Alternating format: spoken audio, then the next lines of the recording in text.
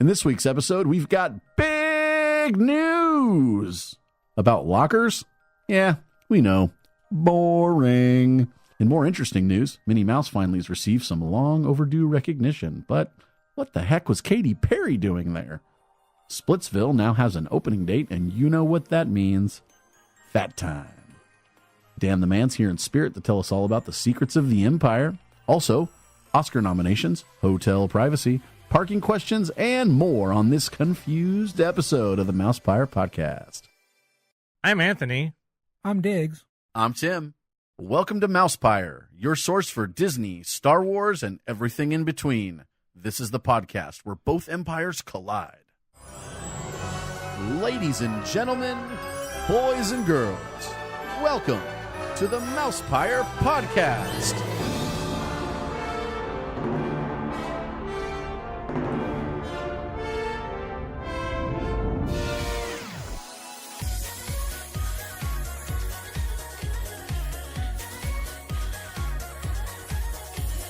Hey, what's going on? Uh-oh. The Apprentice lives.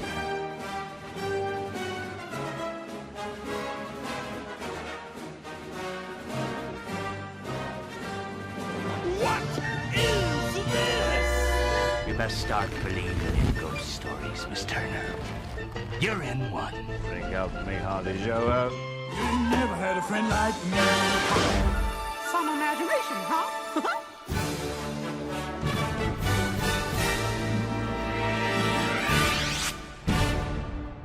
Made you look. Happy New Year. Oh, Wait a minute. We're past that. Yeah, Oh. we're almost in February. see, you always complain that I'm ahead.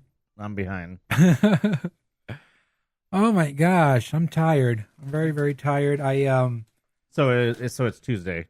Yeah, I think. I don't know what day it is, but I know I'm always complaining I'm tired, but that's just how it is nowadays with all this crap going on with me. Actually, you know what? Hey, I think we all aged like 10 years in like a month. Probably on Sunday, I got sick. It was kind of weird because I haven't really had any. Hey, wait, this isn't off topic, is it? I don't know. It might be. Okay. But we'll talk about that in a minute. Nah. But no, I got sick. It was weird. I woke up. I just didn't feel well. I was going to head to the parks on Sunday to pick up my Pluto popcorn bucket, the Christmas one that Winky got for me. She's been holding on to it, and I haven't had Those are hard to find. Yeah. So she bought them for me when they came out. So I'm going to go pick it up on Sunday because, Christmas is over. It's been over for a while. So I just didn't feel good at all. I got to the park. I found her, and she just looked at me. She said, "You don't look good." I go, "I don't feel good." And I actually had a little fever going on. And it was just like crazy because I haven't had any sickness in a while. But I'm glad that it only lasted that day. Were you down with the sickness? I was down with the sickness. Do you get flu shots? No, I don't believe in flu shots. I don't either. Do you believe in the flu shot? I just don't do it. Yeah, I believe I've in never, shots. I just don't do it. I've had a flu I shot. believe in shots too because I do it every day, but I don't believe in the flu shot. I've had a flu shot once, and in that one time that I had it, that was the year I got the flu. So never again, right? Right. And I don't get them otherwise. And I think in my life I've had the flu maybe 3 Rebecca's times same way. or something. That's what I was going to say because I was thinking the flu's coming since I had a little fever going and I was just feeling achy. Well, I can say that there's articles in the LA Times. There's been recently articles in the LA Times where they say that the hospitals are like blown. They can't handle all the people coming in with the flu. Right. It's an issue at this point. Right. But you good know, thing you didn't have a of course, 24-hour to blame. Right. There's a new group. I don't know how new it is, but new for me. It's called the Sarcastic Disneylanders, and people post photos or screenshots of things people have posted in other groups. We've done this here a couple times where we post stupid questions, and it was posted a repost. They scratched their names out. You don't know who posted it, but the group it came from. And this woman was quoted basically as saying that she was losing sleep over the possibility of her kids going to Disneyland and not having a boosted immune system. Oh, God. And the thing had like 100 comments. It was pretty good. So anyway, I'm just glad it was just that day because the next day I woke up, I felt better. I actually left Disney early and I went home and I just crashed, Slept for a few hours. So, yeah, I felt better. I'm feeling better today, but I'm still a little tired and achy. But that's life. Achy break your heart? My heart's fine. I did my blood pressure today. It was Okay. pretty good. It was in the green. So Don't break my heart, my achy breaky heart. Is that how it goes? no, but speaking of off topic, I just want to say that, our podcast is a podcast about Disney, Star Wars, and we say everything in between, which is Pixar, Marvel, anything going on Golden Girls. anything going on in movies, anything Disney owns. Anything fun, really, in pop culture. And it's also about what we do. Okay, It's so just us. if we decide we're going to talk about how I don't have a truck right now, then we're going to talk about my truck is not working. We're going to talk about, hey, you know what? Anthony and I went over to Universal Studios or City Walk and we had donuts. We're going to talk about that and let people know this is what we've been doing or stuff like that. So, we'll start off talking about stuff like that, and then we'll get into whatever Disney stuff we want to talk about for the show. I mean, that's the main content. But yeah, we like to talk about all sorts of stuff. Yeah, especially like one time we talked about the fact that Universal is probably going to be building a Nintendo Land, things like that. We think that's related. Yeah. Also, Hey, guess what? It's our podcast. We can talk about what we want. so just wanted That's my PSA about this. and his 2 cents. Exactly. You only have 2 cents? No, I probably got like more than that in Han Solo in Carbonite Bank. Ooh. Anyway, we're going to start this podcast with Tim's warning. And I think you not guys so much a warning. I think you're going to have to sit back and just relax and take it all in and see what Tim has to say. It's not a warning. It's part gripe, part warning, part shout out. I'll start with the shout out part, which is a shout out to all of the Disney Facebook admins out there. We may not agree with how all of them run their groups. Some of them might be a little bit, Nazi-ish. Some of them might be a little bit Stalin-esque in the way that they abrasive. run. Yeah, abrasive as well in the way that they run their groups. But whether we agree with that or not, I have to say that all the Facebook admins put in a bunch of work into what they do and running these pages for us, especially the groups that are centered on selling things. My girlfriend Elizabeth and I, as well as a friend of ours, we run a garage sale group. It's called My Disney Garage Sale. It's got, 18,000 people. And there's like something like 200 posts a day. So there's a lot to admin. Sometimes situations pop up that are a little weird, and it takes a bunch of time to sort through them. So here's one of these situations. The second half of my day today was I'd received a message from somebody that didn't get an item that they'd paid from somebody. We looked, and I knew who this person was because they've been posting a lot recently. When I spoke to Elizabeth about it, she said, "Oh, I got a message the other day from somebody that didn't get an item from this guy." So I poured into the research, and I figured out who this guy was, what it was that he was selling. I looked at the prices of what he was selling, and I realized that he's selling the things that he's selling are all priced significantly lower than you can buy them for at the park. So then I researched to see if these items were available in the Cast store, and they are not. I went with a friend yesterday to the Company D, actually, and didn't see them there. The only the items in question that I can use as an example are the headband ears, not rose gold, but there's a Sally ears. There's some other black polka dot. These are current park items that are, they're new. They came out within the last couple months. Not available at Company D. I called a couple of friends that I have that are in Florida that do outlet shopping. These are not items that are available at the outlets. So I try to figure out the cheapest price that this person could possibly be paying for these things. And realistically, that's the cast members get a holiday discount of, how much is it, Anthony?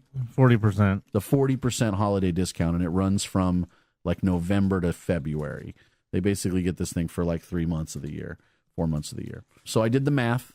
And these items were available apparently. I think we cast made it members. plain that there's to be no math on this podcast. Okay, I did the math. Oh, though, okay, and I sorry. figured out that shipping included with PayPal fees, tax, The cheapest price this guy possibly could have gotten these things for, including shipping, or could be selling them for, was like just over $20, $20.30. Instead, he's selling them for $15, including shipping. And so I messaged the guy and I just asked him point blank, how much are you paying for these things? Where do you get them? It seems a little odd that you're selling them for so little. We've had issues with this in the past. In fact, Diggs knows there was another woman selling similar items actually for really little. And it, again, she had no explanation when we asked, how are you selling these things so cheap? I want to preface this by saying that the only reason we would care what prices somebody's offering is because if somebody's selling an item at a loss, especially a new park item that they could otherwise just take back and return, if they're selling these things for $5 loss every single time that they sell one, then that's a bad financial decision. And if somebody's making a poor financial decision for themselves, then how can you trust them with your money when you're buying something from them? It just things don't add up. Nonetheless, I asked this guy where he's got them, how much he's paying for them. He tried to tell me that he had some special deal with Disney, which sounded very Maui guy-esque in his explanation. If you guys don't know what I'm talking about, that's okay. You can look it up or message me and ask what I'm talking about. But nonetheless, just didn't make sense as an explanation. And then he told me that he just didn't have time to discuss this with me right now because he had people messaging him to order things and he would have to message me later or something. And I told him, no, you're going to have to talk about this now. We're already here. And it's a simple question. How much did you pay for them? And he just said, no, I can't go into this now. And I said, well, if you can't go into it now, then I'm going to have no choice but to remove you from the group. Very simple. And he said, fine, go ahead and remove me. And I said, bye. I said, I think that these things are stolen. There's no other explanation I can see. And unless you can provide me with one, then I'm going to have to work off the presumption that you've been stealing these things or somebody is stealing them and you're selling them. And, basically let people know. So here's your chance. Just explain it to me. And he, again, chose to make no explanation. So suffice it to say, if something appears to be too good to be true, whether it be how much somebody's selling something for or the deal you're getting in a certain case, it probably is. I posted in a Facebook admin group that exists out there where they warn people about, potential problems in groups. And I posted in the garage sale group and I let people know, hey, this guy is very likely selling stolen items. His prices don't make sense. There's no way he could be getting these things this cheap. Nonetheless, he didn't provide any explanation. And we've gotten messages from people that aren't getting their items on top of it. What I was very surprised at is that 2 or 3 people were like in defense saying, how do you know they're stolen? And, what if he's this or what if that? They hadn't read the comments because all the questions that they were posing had already been answered. But I just was really shocked that anybody would be in defense of an admin of a group that's speaking out and saying, hey, we're trying to make this group safer for you, and didn't. And they're, why would you want to be in a group where the admins don't care, they don't research, they're, not trying to make the group a better place? I don't know why somebody would want to be there. But on the way over here tonight, again, I had been dealing with this for the most of the afternoon. On the way over here tonight, I get a message from someone random. Obviously, they don't want to be, called out publicly, but this lady says, John. Hi. No. This lady says, hi, I saw your post about David Alcorns and possibly stolen merchandise. I stayed at Pop Century in December, which is only, month and a half ago, and I saw a man shoplifting in the store. I reported it, although I'm not sure the cast member did anything about it. I have been seeing posts from this person, and I was kept wondering how it was possible that he was selling these items for so little. I've been looking at his pictures for a while now, and I truly believe it was the same guy shoplifting. Dirty. I said, you're sure you've looked at his photos and you really think it's the same person? She says, yes. I looked at several pictures that I've been seeing and comparing to all his posts, and I really do believe it was the same person. He's a real big guy. And I was shocked when I saw him later on, she says, basically putting multiple items into a backpack, which I have to say is the stupidest way somebody could possibly shoplift at Disney. I've seen people shoplift at Disney, and most of the time they just carry stuff out because, people buy stuff in other stores and they're just carrying them throughout the day. It's difficult for the cast members to know the difference between what somebody's bought or versus, you know what I mean? Yeah. Hasn't paid for yet and stuff. If you're shoving items into your backpack in the store, you're literally doing it the worst way possible. I feel vindicated, or at least validated, that this lady sent this message in, but it just goes to show that when the admins of a group, if they put the research and the time into figuring something out to make the place better for everybody, give them some props as opposed to just arguing. I mean, I couldn't figure out what would be the purpose of arguing in favor of this guy when you say you don't even know him, That's how people are. They just want to be like, well, how do you know? And blah, blah, blah, blah. Why are you pointing fingers? I mean, would you trust Grant, everybody wants a deal, right? Yeah. But are you going to trust buying something from somebody when they're selling it for an impossible price? I don't know. I mean, it's one thing if it's on eBay and somebody's at a $5 bid and they just didn't get bid up high and you won it for a good speaking bid. Of that, let me check my eBay. Go ahead. But that makes sense. But to sell a brand new item that could otherwise be returned, at least for store credit, for significantly less than you could possibly have bought it for, that's just a big red flag as far as I'm concerned. Right. And how can you trust somebody that's not making anything on purpose? They're going out of their way to lose money. How can you trust that you're going to get what you paid for? Does that make sense? Mm-hmm. You weren't even paying attention, were you? A little bit. How can you trust somebody that's purposely losing money? Well, obviously, yeah. I mean, why would... Because especially if they can't answer how they're doing it. Right. Or something. Anyway. No, just off topic, I was reading this stupid comment that somebody... See, this is an example of something stupid.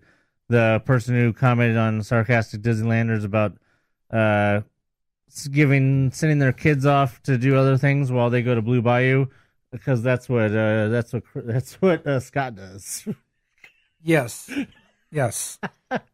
He leaves his kids with this guy and goes to Blue Bayou with his wife. So Wait. Somebody leaves their kids with you? Why wouldn't they? I mean, I guess you're responsible. You just don't know me. I know you. No, you don't.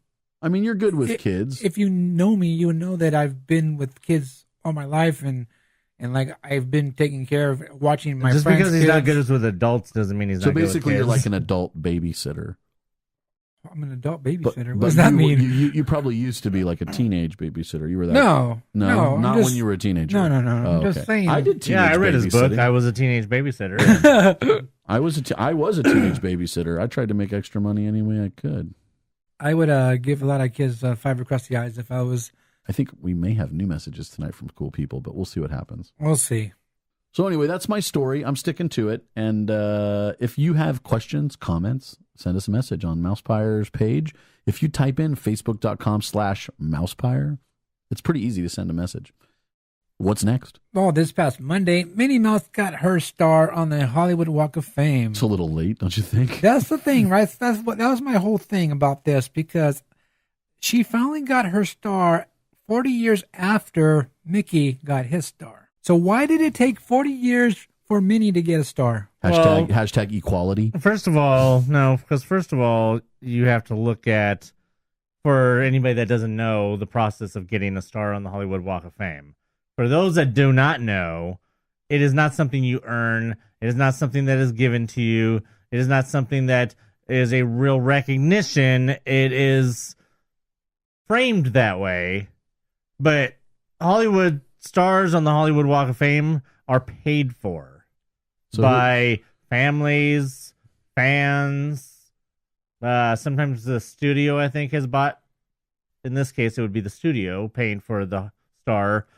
Different cases, different people, but no matter what, who's it being paid for? To the Hollywood Chamber of Commerce or something like that? Right. That's who the money goes to, right? Yeah. So you pay for it, so it's not really an honor. People that are like, oh, somebody's finally getting a Hollywood star, no, and they're not really finally. That means somebody finally paid for them to get their star.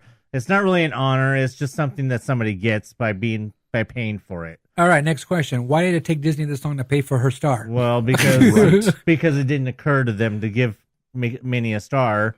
Was they it were next giving to Mickey a Mickey's, star, or is it like in a completely separate location? From the video, it looked like it's in front of the El Capitan, which It's is where right in front of El Capitan. which is right, where they're putting most of their stuff now. yeah, right in front of the box office. But I just to point out the I guess the magnitude of this atrocity. Winnie the Pooh has a star already, Well, see, there you go. and I believe that one's also in front of that area. Yeah. Because I believe Tim Allen's right there too, and all that. So what's the price? How much does it cost for a star? We don't know. I don't know that. I mean, could we take a collection and come up with a MousePIRE star? no, because then I think it also has to be approved by the Chamber of Yes, Commerce. they only do so many a year. You got to get on a list, and It's kind of like the Hall of Fame, except for you Yes. don't have to. Except for you have to pay for it. Here's the question: does Chris Elliott have a star? Probably if somebody had enough money to pay for him to have one. Because I mean, that's like the lowest level of famous is being Chris Elliott. I could probably think of lower, but we'll go with that. That's a nice bar. But like lower than that, you shouldn't have a star. Is what I'm getting at. Oh yeah, absolutely. Like the lowest level of famous that you should be to have a star, I think, is Chris I Elliott. mean, when there's fictional characters that have stars over real people, Correct. That should tell you something. Yeah. as I was saying, What's the icon? Is it motion picture or is it animated? What's the little icon? Probably on Minnie Mouse's animation. star? There's an animated icon, right? I think it was Or is the it TV. motion picture? The TV one? Yes, TV. it was or that's why I think it was a TV one. Well, I mean, because technically it should be motion picture because they were in movies first. You would think this article have a picture. You would think. All right, so we'll check on that. But like I said, Bob Iger was there, and this coming season, judge for American Idol, well, one of the judges, Katy Perry, was on hand at the festivities. Because nothing says Minnie Mouse like Katy Perry. Who are the other judges on American Idol? Lionel Richie, Oh, and I think it's Luke Bryan. I think. Sure. I know And it's some country. so there's name. just three. Yeah, there's always Okay. just three usually. I'm thinking AGT has four, Oh. but Real quick, let me get off topic real quick. But on American Idol, they actually went over budget. If their budget was $40 million for this season, okay, and Katy Perry alone was $25 million. right. Ryan Seacrest was $13 million, So Ryan's back. Okay, and We announced that on the podcast. okay. Lionel Richie, I believe, got $15 million around there. So yeah, they're. I actually just read the story about this thing. You know that American Idol was on Fox for 15 years, and last season Fox decided we're not doing this anymore. So they canceled the show, and they felt like a 2020 revival would be the correct way to go about it. But the actual production company was like, "No, why are you guys smiling?" Because we talked about this all The this on one week that I podcast. wasn't there, Probably. yeah. But I just read the article that basically, like CBS, I guess, decided CBS, right? ABC. It's ABC decided. That's why Katy hey, Perry was there for Minnie Mouse. Oh, now it's making sense. Oh. So they didn't give Minnie Mouse a star because she earned it. They gave it to her as cross promotion for American Idol. Exactly what I was thinking, because when I heard, I think on Sunday, I heard that Katy Perry was going to be there, and I was like, why? And then I thought about that. Oh, ABC, Disney. Yeah. So basically that's what it's going on with that. But let me get to this quote. Wait, when you named everybody that was there, excuse my French, where the fudge is Mickey? Well, Mickey was there. Okay. Okay. So let me get to this quote. And this quote is from Minnie Mouse. She says, "I am so grateful, and I want to thank all my friends from around the world. And Mickey, I'm so happy you're here to share this wonderful day with me." See, he was there. This really is the best day ever. So yeah, she was there, of course, and Mickey was there. I know that it was streamed live. I didn't watch that. I saw a little bit of clips of Minnie and Katy and all that kind of stuff, and I didn't see Mickey in anything, which I thought was really cool. He brought her out. He was all dressed up in a nice little suit and everything, looked pretty cool, and he brought her out. But I think they did the best thing by leaving him away I don't know. I have to They go. didn't want him to overshadow. Yeah, and I think that's a good idea. I'm glad if that's what they did through the whole ceremony. I think that's great. Which is why they didn't bring Ryan Seacrest. Exactly. All right. So speaking of ABC, I'm reading off of ABCnews.com, and it says Minnie Mouse first appeared in the 1928 film Steamboat Willie, and since then has been in more than 70 movies. Iger said, however, many Disney characters received stars before she did, including Donald Duck, Tinker Bell, Winnie the Pooh, Snow White, and Kermit the Frog. Speaking to Minnie Mouse's lengthy career in Hollywood, Iger called her the official First Lady of the Walt Disney Company and said the honor was well deserved. Didn't Kermit get his star win before Disney owned I was Muppets? thinking about that right now. I'm not sure when he got it, but I'm not sure. I mean, he might have, but you know what? It's Disney now, right? That's the way it works. Right. We're going to take credit now. Right. Next thing you know, they'll be taking credit for like Star Wars actors who have stars on the Walk of Fame. There you go. Exactly. They should take credit because, last week Gillian Anderson got a star on the Walk of Fame, and of course Disney owns Fox now, so they own X-Files. So it's really cool that she got her star, and of course the celebration started on Sunday with the polka dot thing, the dots, rock the dots. Downtown Disney, they had that thing going on over there. I didn't know what that was about. They've been advertising that for a while, and I didn't understand what it was. I mean, so clearly they knew that was that coincided with the Mickey thing, or was it super coincidence? No, because in the article about it, it mentioned how Minnie was going to get her star on the Monday. Right. And because they've been advertising that polka dot thing, though, for a while now, I think, for a couple months. Oh, I don't know. I thought I saw something about it a while ago, but I don't know. I just see polka dots all the time. There's a cream for that.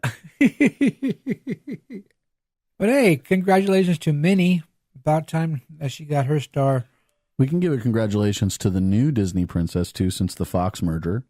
Well, there's few, and we talked about that already. But did we? What? Who are you referring to? Kringer from MASH. Oh, yeah, we didn't mention that one, but yeah, that's a funny one. I thought so. He wears dresses too. So, all right. So we talked about the new The Void: Secrets of the Empire, and I'm going tomorrow. Well, you get to hear a review from Dan the Man. I'm really mad at him. He didn't invite me. Well, you know what? He didn't invite any of us. No, I'm just kidding. Anyway, no, I'm just messing. I really feel like if I'd just been a little fatter, maybe he'd taken me with him. I don't know. What? Say what? Okay. No. I mean, we were. Well, no, yesterday was Monday. Today he went, right? No, he went on Saturday, I believe. Oh, yeah. Yes, on the 20th. All right, so yeah, Dan went to experience this new attraction over there in downtown Disney, and he has a review, so we're going to play that now. All right, hey guys, this is Dan the Man. I am here at downtown Disney. I just did the Void VR experience, Secrets of the Empire, and I'm actually here with my brother. This is Rick. And I'm here with my cousin. Hey, this is Xavier. And we just went through, so the VR experience, it's $30 to do. You go in and you get set up for your mission. Cassian Andor is the one that kind of gives you your mission. You get to see kind of what kind of armor you put on, because you have to have colors on so you guys can kind of recognize each other. But that really wasn't an issue to the whole thing. All of us were the same colors, though. Yeah, I think that's mostly for people if you're in different groups. In different groups, we had a team that was all the group that we actually came with. So we were good there. But anyway, the mission, it takes you to Mustafar to find something in a box that the Empire is trying to get. And they don't know what it is, so it's kind of our mission to hunt down. So you get put on this backpack and a visor, and I didn't have any trouble with the backpack. Did you guys have any trouble with the backpack? No. I got a medium one that had to get the extender because the vest was a medium size. I don't even know if you noticed that. They had different sizes of Yeah, vests. I got the regular size one, and I was fine. I had to put one extender on the bottom, and that was it. The extender on the bottom, they were good. The helmet itself, none of it was too heavy. I didn't really feel it got in the way. You didn't really notice it other than, like, you know, when that you have, like, the VR helmet on. Like, it wasn't light, it wasn't too heavy, it wasn't... constrictive or anything. You easily adapted to the weight. It wasn't that much. It was not anything worse than like a pair of snow goggles. Yeah. It's kind of what it was. So And a backpack. And a backpack. So you go through and as soon as you put it on, actually that was a trip because we walked in the room, he told us to put on the pack and kind of check our equipment. And once we did, instantly, the other 3 in my group were stormtroopers. That's what I see. And then I put my hands up and I'm wearing stormtrooper armor and the black gloves that they have on. So we go through this mission, and there's a couple of little tiny puzzles to solve. They're easy. Well, most of the time. We had trouble with one, but that's because we were trying to keep an eye on what we were supposed to be shooting and do the puzzle at the same time. It's a color code sequence you have to enter via Simon, like that type of thing. It took us about 2 or 3 minutes, which only took like about a minute. Yeah, it should have only taken like the first. Well, we had to do it a couple of times either way. We were supposed to have done it a couple of times, but we kept messing up. So eventually we got the color sequence down. I'd like to tell you I'm colorblind, but I'm not. So that's kind of the way that it was. The weapon itself turned out to be, what was that? I recognize that actually. It wasn't a lightsaber. It was maybe an ancient lightsaber. It was a white saber. It was some kind of white. It almost looked like the black saber from Mandalore, but it was white. Yeah, that's what I was thinking from Rebels. It looked like one of the ones from Rebels that what's her name? Sabine. Sabine uses something like that. But anyway, surprise appearance at the end, just like it said in Rogue One. So surprise appearance at the end by the one and only Darth Vader. We managed to get past him and complete our mission. Broke our blasters. Though he broke our blasters. He broke our blasters, and that was apparent. The VR itself, I thought, was actually really, really cool. It was totally immersive, so everything we saw was there. You could put your hand out and actually feel what we were supposed to be touching, the wall, the door. The droids, I put my hand out. There was a R2 unit, and I at the end of the sequence, and I said, I want to see if he's there. And I touched him. I felt the dome, and I felt the little arm on him, or the leg on him. So, like, now, we did mess up one time and went through. It must light up and activate when you walk through where you're supposed to, because when we kind of messed up and went back through a door that we thought we were supposed to go through, it was totally black in there. Weren't the guys going, what are you doing, or something like that? No. Or was that another experience? I have no idea. But we ended up going back to the door and found the right way. So it does kind of seem to light up as you go along. The VR, for the most part, was pretty good. The only tiny glitch that I saw, again, was towards the end when I had my hand on the blaster. And then I actually took my hand away, and my hand was still there in my goggles for an extra second or two before it faded away. And then I thought that my gun was Ben. I didn't catch that Vader actually broke the guns. Yeah. Somehow I missed that. But you get shot and you feel it. There's a little vibration in your vest that you actually feel. Totally cool. Almost like a laser tag type thing. Yeah, totally cool. I would totally do it again. I think I will do it again. I'll find some people that want to do it again. Now that I know kind of what to expect from it, I think you can do a little bit better. So again, it's $30. They do take your photo with all the gear on afterwards, like your typical Disney, Splash Mountain type photo. You got to pay for it though. It's not free on your photo pass. Only $15. You get the photo and a digital download. So all of us were able to get a photo. So I think that's it, guys. Any last words? Don't forget K2SO is your guide through a lot of it, so that's a lot of fun to see him. He was a fantastic interacting with you as well. And listen to our podcast, Extraordinary Culture. That's right. I can be found in the Extraordinary Culture Podcast, where we talk about this too. Until then, we'll see you at the next parade. That was for you, Anthony. Bye. That's pretty good. Yeah. So wait. Hey, am I the only one who got distracted once the tiki room came on? No, I was over here grooming to it. So there is a blaster, a gun with a trigger involved in this game? Yeah. Okay, I thought he was saying that the weapon was only like lightsaber related, the white saber, I guess he said. But as long as there's a gun. You have a couple of different weapons then, apparently. That's or pretty he's saying cool. that the weapon that they had that they're using against you maybe was the lightsaber? I don't know. I'm going tomorrow. He was over there dancing with Tiki Room. I'm super excited. I was like, to try because it out. I'm going with my friend Doug Casper and a couple of his friends. So we'll have a review next week from Tim. I'll give you an in-depth review Next week. Going to be like an hour long. Well, I'll have time to have thought about it, and if it's really good, I might just go again before even the podcast. I don't know. Stay tuned for next week for a review of The Same Thing, The Void Dan. by Tim the Tombman Taylor. No. Oh, wait. Stay tuned for a review of the thing Dan already reviewed. But a different review in a different voice. Or something. Without the Tiki Room music. So yeah, you guys can go check that out if you want. And like I said, it's over there at Downtown Disney. It sounds like it's pretty cool. So, I mean, and they do have extenders. Yeah, it's fat. Yes, guy. there has been much discussion about whether there's extenders and how compatible it is with fat guys. So we're gonna keep moving on up. Dan's gone, and then now Tim will go next, and then we'll see how it works when I finally get to go. Yeah, so thank you for your review, Dan, and the guys there at the Extraordinary Culture Podcast. They actually have a new episode coming out. It'll be episode 3. So you guys should check them out. They're actually pretty cool, and Anthony loves their commercials.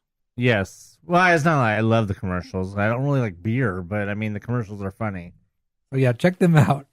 So what's next? We're going to talk about something about the hotel. Well, yeah, they're building a new hotel.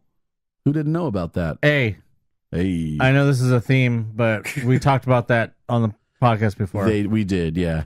I'm just using that to lead in. I know. But a few weeks ago, we did talk about how Walt Disney World had announced and implemented. Oh, we're talking about that version of the new hotel. Security measures that they were going to take away the do not disturb signs and replace them with room occupied signs, and that they were going to be allowing people to come into rooms basically whenever they carte want. blanche. Yeah.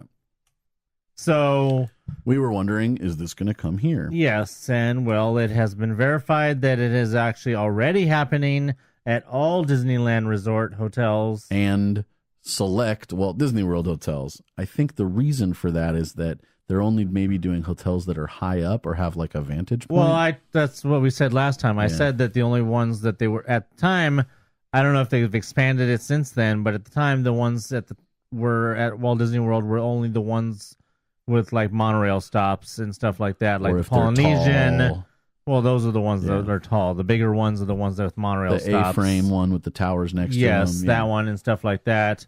So now that has been expanded to include Disneyland Hotel, the Paradise Pier Hotel, and the Grand Californian. So all 3 hotels now, if you go to stay at one of the 3 Disneyland hotels, expect to not have a do not disturb sign, and that you will be informed that Disneyland staff can come into your room whenever they want. In theory, I just don't. It's like they want to inconvenience guests as opposed to just buying one scanning system. You know, when you enter the parks in Paris, whether you're entering the theme parks or the hotels, every single one of them puts your bags through a scanner, like at the airport.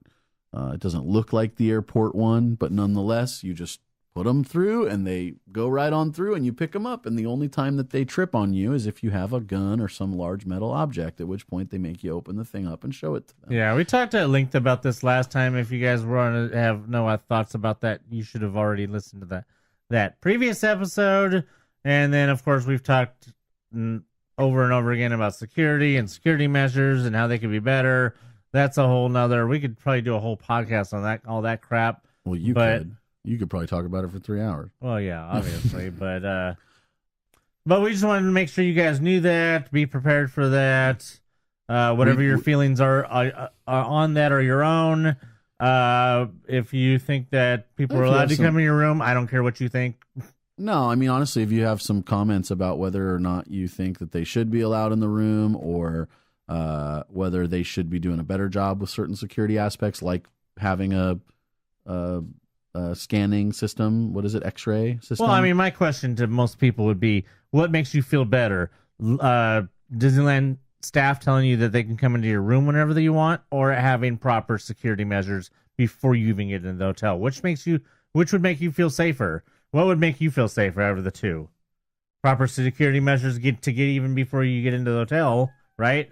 Yes, I mean, like you said, if Tim said, if having X-ray machines in the front will be even better than having people go in your room. It would make me feel the safest if I knew that every set of bags that was going into the hotel had been X-ray scanned for weapons. But the point is that Disneyland doesn't want to, for some reason or another, Universal doesn't mind spending tons of money on making permanent security fixtures and having actual metal detector, metal scanners and all that stuff, and not so they don't have to have bag check and doing the whole 9 yards. But for some reason, that Disneyland is perfectly content with being half-assed about it and Well, not caring about the guests or how they're being inconvenienced by all of the extra waiting that they're being forced to do, or being inconvenienced at hotels by being told that somebody can come into your room and you could have no privacy.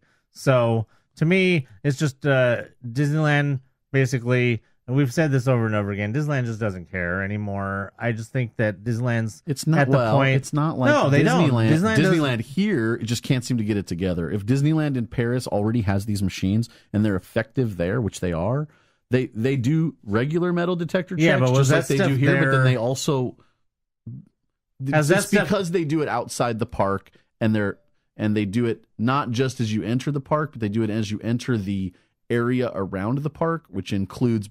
It's 2 theme parks and 1 hotel. So when you literally, to get your suitcases, because the Disneyland Hotel goes over the entrance of the park in Paris. If anybody's seen pictures, you have to go under the hotel. You buy your tickets under the hotel, and then you go to the entrances. My question is, though, was those security measures in place before Disneyland bought Disneyland Paris?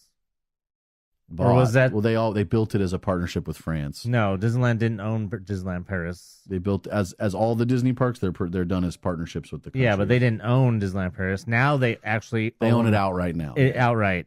If those metal detectors were put in by whoever owned it before, that's not Disneyland's thing. That they're just using what was already there.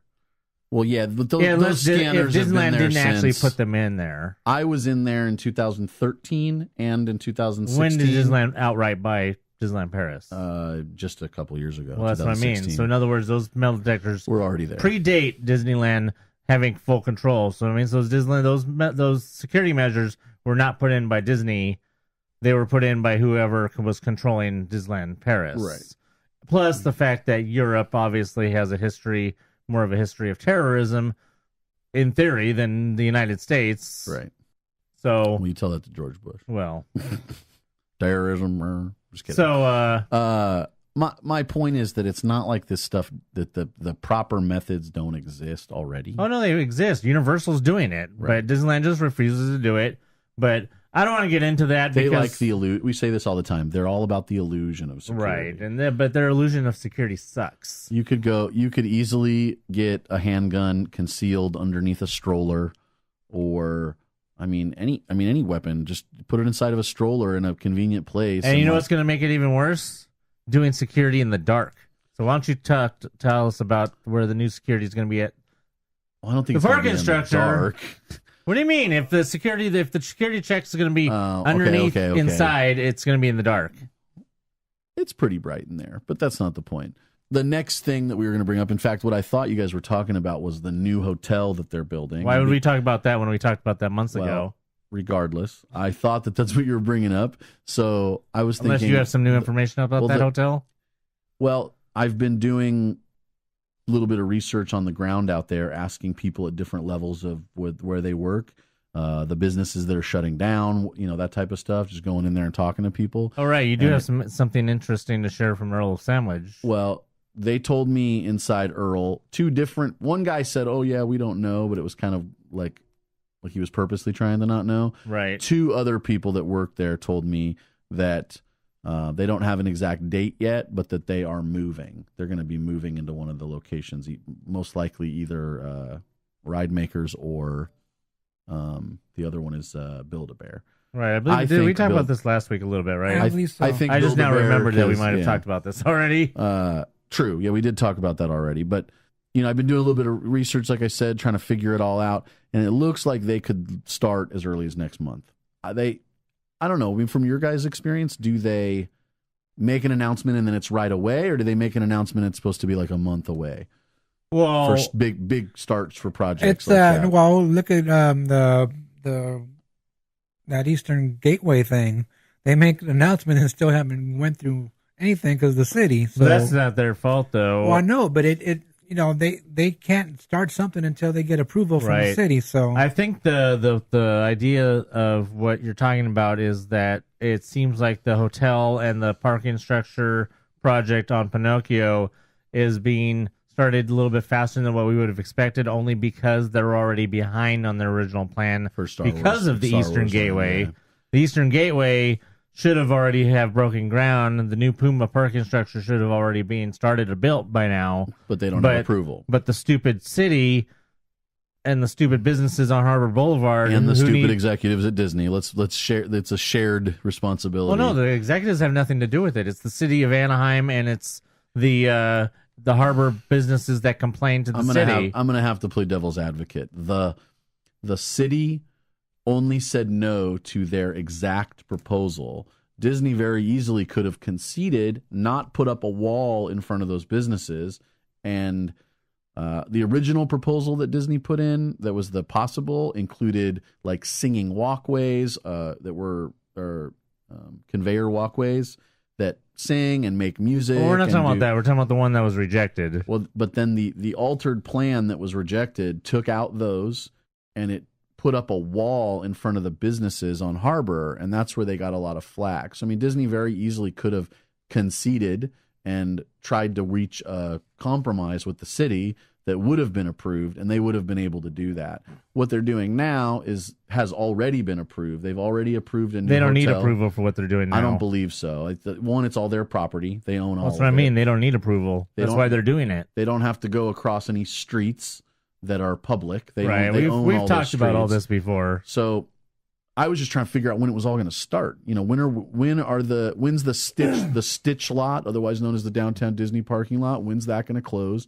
When is the AMC movie theaters going to close, as well as basically the 3 restaurants there and the Starbucks and that's it basically, right? And the DVC lounge. Well, let's get to the point about the parking. What you really wanted to talk about. They're going to start that at some point. From what I understand, either in February or March. That area will likely become a no man's land. They'll demolish all those buildings, and then once they get some of the footings in place, they'll probably put up a walkway that goes from the Disneyland Hotel to the remainder of downtown Disney and the monorail, but temporarily that'll all be shut down. We've talked about that already before. Yes. The Pinocchio parking lot, which is across the way from Magic Way, right? So you exit downtown Disney, the Stitch parking lot's first, Lilo is to your left side, and then if you walk all the way across, the first thing you get to is the Pinocchio lot. And that lot is where they're building the new parking structure, what I'm going to call the parking structure addition almost. It's basically another giant structure. Mickey and Friends 2.0. Yeah, 2.0 Mickey and Friends. So we were there a couple days ago, Anthony and I, or last night, and we went to the top and we looked down, and they're already doing some construction in Pinocchio. So there's steel, I don't know, girders or what, basically large pieces of steel that would go inside concrete already out there, laid out. There's some large construction equipment, and there's some areas that are like fenced off, but they're also still allowing some oversized vehicles to park down there. So I think it's just kind of a first, whoever, for now, they'll just continue to allow it in a couple handicap spots and stuff. But last week we reported that they had closed Chippendale, which is the bottom level of the structure, and they'd repaved that as all handicap, is what I said. And I was only partially right. What they've done is they repaved it as all handicap, but only for the first half in the back of the structure. So the area furthest from the trams is now all handicap underneath for that back section. And then the rest of it is under construction. And I walked around and I looked on the ground and I talked to some people. And then a couple days after that, I went back with Anthony and we walked around and checked it out too. And the general consensus is that they are going to start building that new structure really fast. It's basically already being built. Even though they haven't announced a start date per se, they're already doing prep work. And the security checkpoint and tram loading areas are all moving inside the structure in Chippendale. So the biggest tram loading area, probably on the West Coast, is now going to be indoors underneath Chippendale. At least part of it. I think most of it. Imagine the tram loading area the way that it used to be before they made the alterations last year. It was basically one big U, and there was 2 loading areas on either side. They're essentially moving all of that under the structure. So the tram may or may not run in reverse, we were told. I don't think that cast member necessarily knew what he was talking about with the reverse thing. I think later, eventually, once it's all rebuilt, they might reverse the route. But for now, I think it's going to run the same. But right when you're about to enter the parking structure, kind of right where the, like if you're coming from the park and you travel along where the backstage area is on your right, if you're facing forward is on your right, and then you start to make a right-hand turn to go into the structure, I think you're going to make an immediate right turn. You're going to travel down to where the handicap spots used to be on the end, and then you're going to make a left. And the tram is going to go basically all the way to the end of where the new handicap spots are. It's going to make a U-turn and come back. Basically, it's going to become all of what was the south part of Chippendale is going to become the new tram loading zone. Right.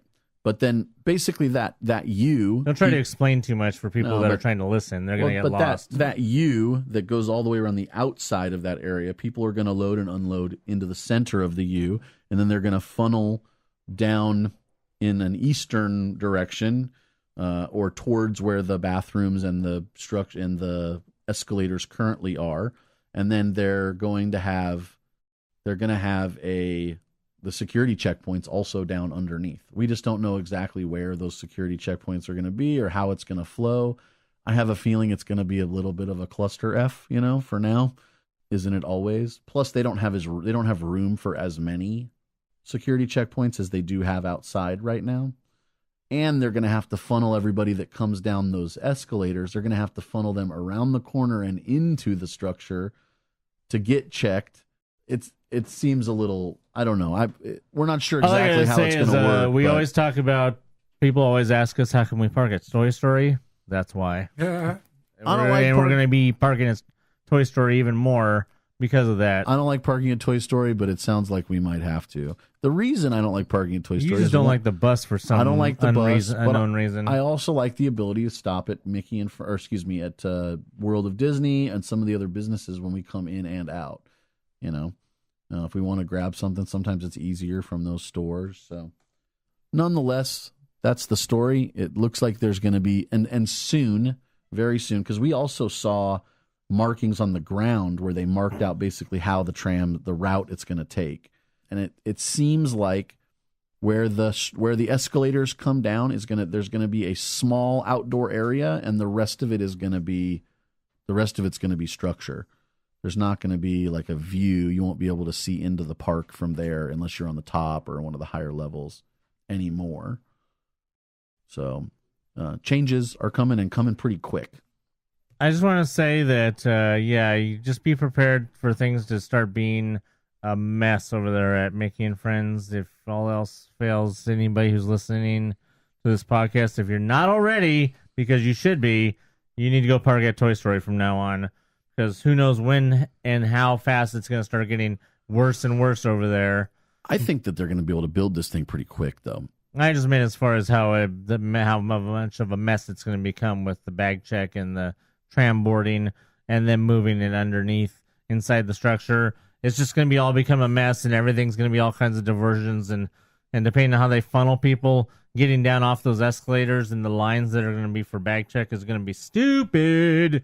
Do you think, Diggs, that if they wanted to, we talked about shifts last week and how fast they build stuff, 3 8-hour shifts for the day or whatever. Do you think if they wanted to, they could get it up in 3 months?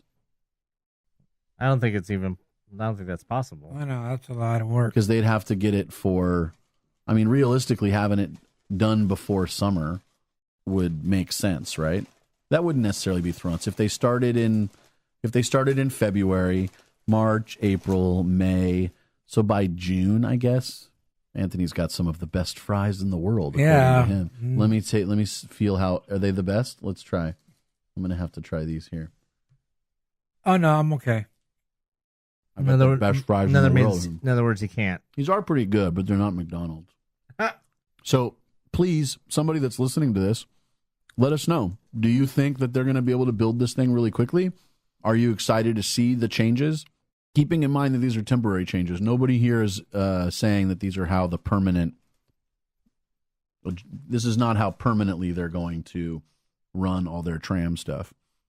This is just in the meantime while they are building. I just want to say that I hope that it's not permanent because I think it's an incredibly bad idea to have tram boarding and or bag check inside the structure, because whether it's the first floor or not, you have all that exhaust and fumes and stuff that's swirling around inside of the structure. Whether the first floor or not, you still have all the stuff from the people coming in to the check, into the ticket. So for all those people to be subjected and have to, it's one thing to have to walk through the structure coming from your car. It's another thing to have to stand around for who knows how long for a tram to come, or who knows how long to get through bag check, or who knows how long for whatever, to have to stand there in a smog-filled parking structure. To me, it sounds incredibly unsafe and unhealthy for guests. But once again, as I've already pointed out, Disneyland does not care anymore. But do you You're care? just $1 to them. Do you really care? I do. Because we stood around in the parking structure for like an hour bullshitting No, we did. last Not night. inside the parking. Yeah, we did at the car. Oh, yeah. We were exposed to all that smog. Well, we chose to. You weren't concerned at that time for my health and well-being. You wanted to stand there and BS. I mean, we had a good time. Don't get me wrong. Dirty no invite. All right, so more construction going on inside the parks because, half the parks are closed. Mm-hmm. You know that. Half of everything's going to be closed. Oh, my gosh, yes, but who cares? Anyway, all the lockers are being updated in the parks, and they started with the lockers on Buena Vista Street. How long is that going to take? It's going to go until February 14th. Oh, so pretty quick. It's going to be done in phases. The Buena Vista Street lockers are already done. I haven't been there, but they were supposed to be done by the 22nd. And starting on the 22nd through the 29th, they were going to be doing the guest service lockers over there on the outside of DCA. The outside ones. Yes, they're going to be doing those. So those are second, and then inside will be third?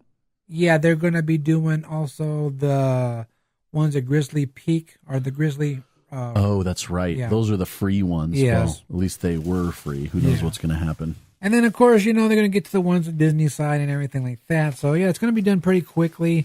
Looks like they're only going to take a week to upgrade these. And like I said, it will be done by February 14th. It should be. I mean, what do they have to do? Remove the wall? It's like, they're all connected, right? For the most part. I don't know what they're actually doing. I don't know if they're actually putting new lockers or just upgrading software. Like the software system, yeah. They're cleaning out the boogies. Upgrading just means raising prices pretty much. Yes, right? Yes. That's what I'm thinking too. Got to reprogram all and raise the price from whatever it is now to $20 million in your left arm. I wonder, could we post like who's in the park right now and just see if somebody can go over to Buena Vista and look? I don't think we have time for that because they're closed. Oh, it is late. We're recording late tonight. So, yeah, just to let you guys know, heads up on that. If you guys are going to get lockers, know that some of them will be closed when you go. Hey, so we got some news from inside the park. What's that? They're going to turn Small World into a mall? Fake news. Is that where all the stuff from Downtown Disney is going? I think so. Oh, okay. What's the real story? The real story is that the Small World Mall, which is, I guess, what they've always called the area is that where the risers are? Or is that the whole, from the risers all the way over to the Fantasy Fair? I thought it was called the Small World Plaza. That's what I've heard before.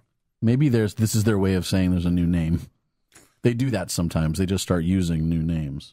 Right.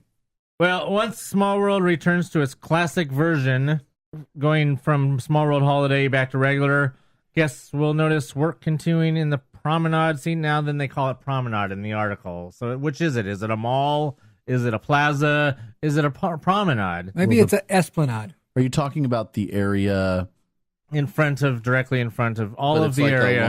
It's like a corridor, which is where they do. See, I don't know. They're not really. Are they specifying?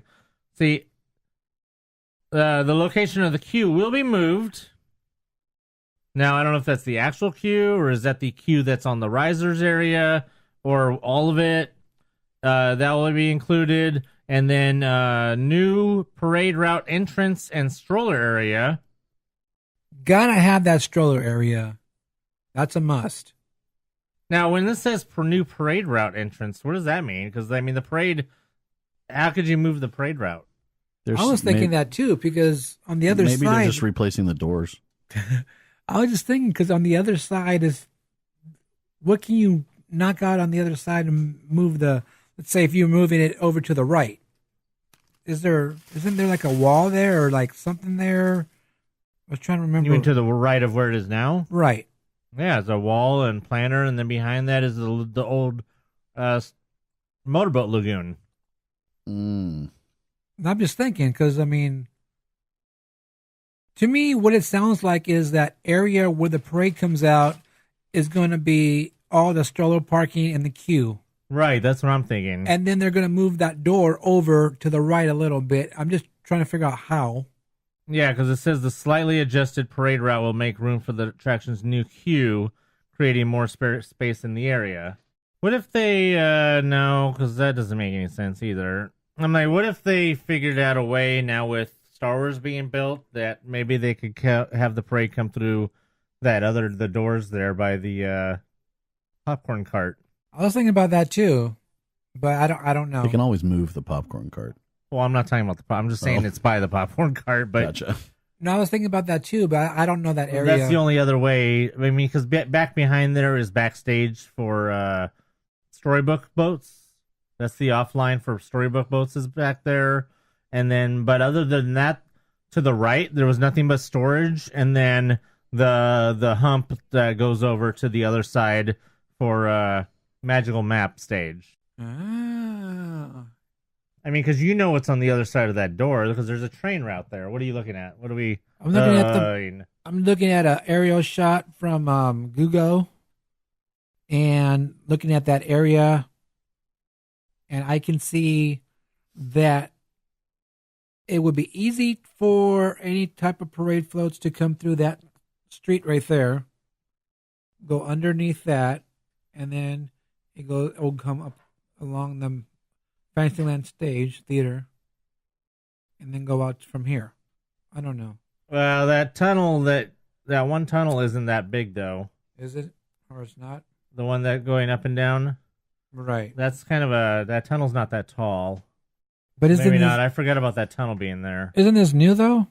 I mean, couldn't they have? Oh, I guess they could have redesigned it. The tunnel could be taller. Yeah, that's what I was wondering. Could be a tall tunnel. I just remember I used to drive through there with a golf cart, and it would echo. It was so small. I was just thinking, when I was there a couple of weeks ago, they had that area walled off over there by the entrance or the gate for the parades. But you know where they have the what's it called, that little sea serpent guy? Right, that's because that's what's to the right is the sea serpent. They had and a wall and there. The doggy pooping area. Right, they had a wall there. They had a wall right there, and I mean nothing was going on yet. You know, I thought they were taking the lights down. They put a wall there. So what if they just started to, boom, take that whole shrubbery out, that whole planter area? If they do that, then they also have to take out part of the riser area, if not all of the riser area, and just have the parade cut. Make a sharper turn. I'm just looking at here, and from this, all this could be taken out. That's what I mean. All of that can be taken out, and the riser area, and it basically pushes the parade route that way. Towards the lagoon. So you can come. You know, we're looking on this map though, but yeah, the floats could come right here, and then just go down here, and then go out. Well, I mean, you need to do that if you take out the riser area. I don't think they're going to take out that riser area. They would have to, because you're not going to be able to use that for... Because when the whole point of extending the queue for Small World over to that other area would be so they don't have to use the riser area for extended queue. What if you just clear that out and just have it be open again and just have it be sidewalk? Well, that riser area wasn't for actual Small World. Well, I know, but they repurposed it for that. Obviously, it was built for light tragic. Well, yeah, but... they were using that area for photo ops. They were using. Well, they've used it for everything, but it was built for light magic. Oh, it was like a well, because it was one of the viewing areas. That area was one of the viewing areas for light magic, and that was built for light magic. Well, then it's being used for every other parade. Oh, it's been used for everything since then, but That's what I mean. But it's been used for the extended queue for Small World. If they're moving the Small World queue over to where the doors are currently, they don't need the riser area for. And why would they even want to keep the riser area intact as it is as a viewing area? They don't need to do that. They just need to. They could just turn it into a regular sidewalk if they want. Depends on how much work they want to do. Because that's a lot of area you can put people in and watch the parades. Right. Yeah. I don't know if they would want to take something out like that when they can pack people in there. What if they made if they put in like a grandstand but out of concrete, kind of like for World of Color, where there's different levels? You can't do that because if you learned anything anywhere else that has something like that, people are just going to go sit on it all day. Oh. So be prepared for a new changes going on over there in the Small World mall / promenade / plaza / Muppet stroller Theater. throwaway area. So all of that will be expected to be completed in the spring before April 13th when Pixar Play Parade comes to Disneyland. Cool. I can't wait. All right, so we're going to give you a quick little heads up on refurbishments in the park. As you know, Wait, haven't we been doing that for like 3 weeks already? Well, we got to keep people informed and let them know what's going on because every day there's something new. Right now, it's a small world. Of course, they're taking the Christmas away. They're building a mall. They're building the mall and replacing some electrical stuff into Small World. But besides all that, that will be reopening on February 2nd. Right now, we have Splash Mountain, Dumbo, and the Main Street refurbs going on until spring. Of course, the Main Street vehicles. Upcoming refurbishments, Casey Jr. will be February 5th through March 1st. And the Storybook Canal boats will be February 5th through February 15th. Disney California Adventure Park, Golden Zephyr through January 25th. So it opens today. Grizzly River Run through February 1st. And the Bakery Tour will reopen on February 2nd. So, wait, what day does Lunar New Year start again? That was the 26th. Okay. Yeah. So the Zephyr opens up just in time to have that thing get put in front of it. There you go. And of course, we all know about the stuff going on the boardwalk. And now we have a refurb date or a closing date for King Triton's Carousel. And it will close on March 1st. So you have until the 28th to write it, say goodbye, and see what retheme it gets. That means that Toy Story Mania will be the only thing open on the pier for now. There's no dates on when that's going to close or if it's going to close, so we'll see about that.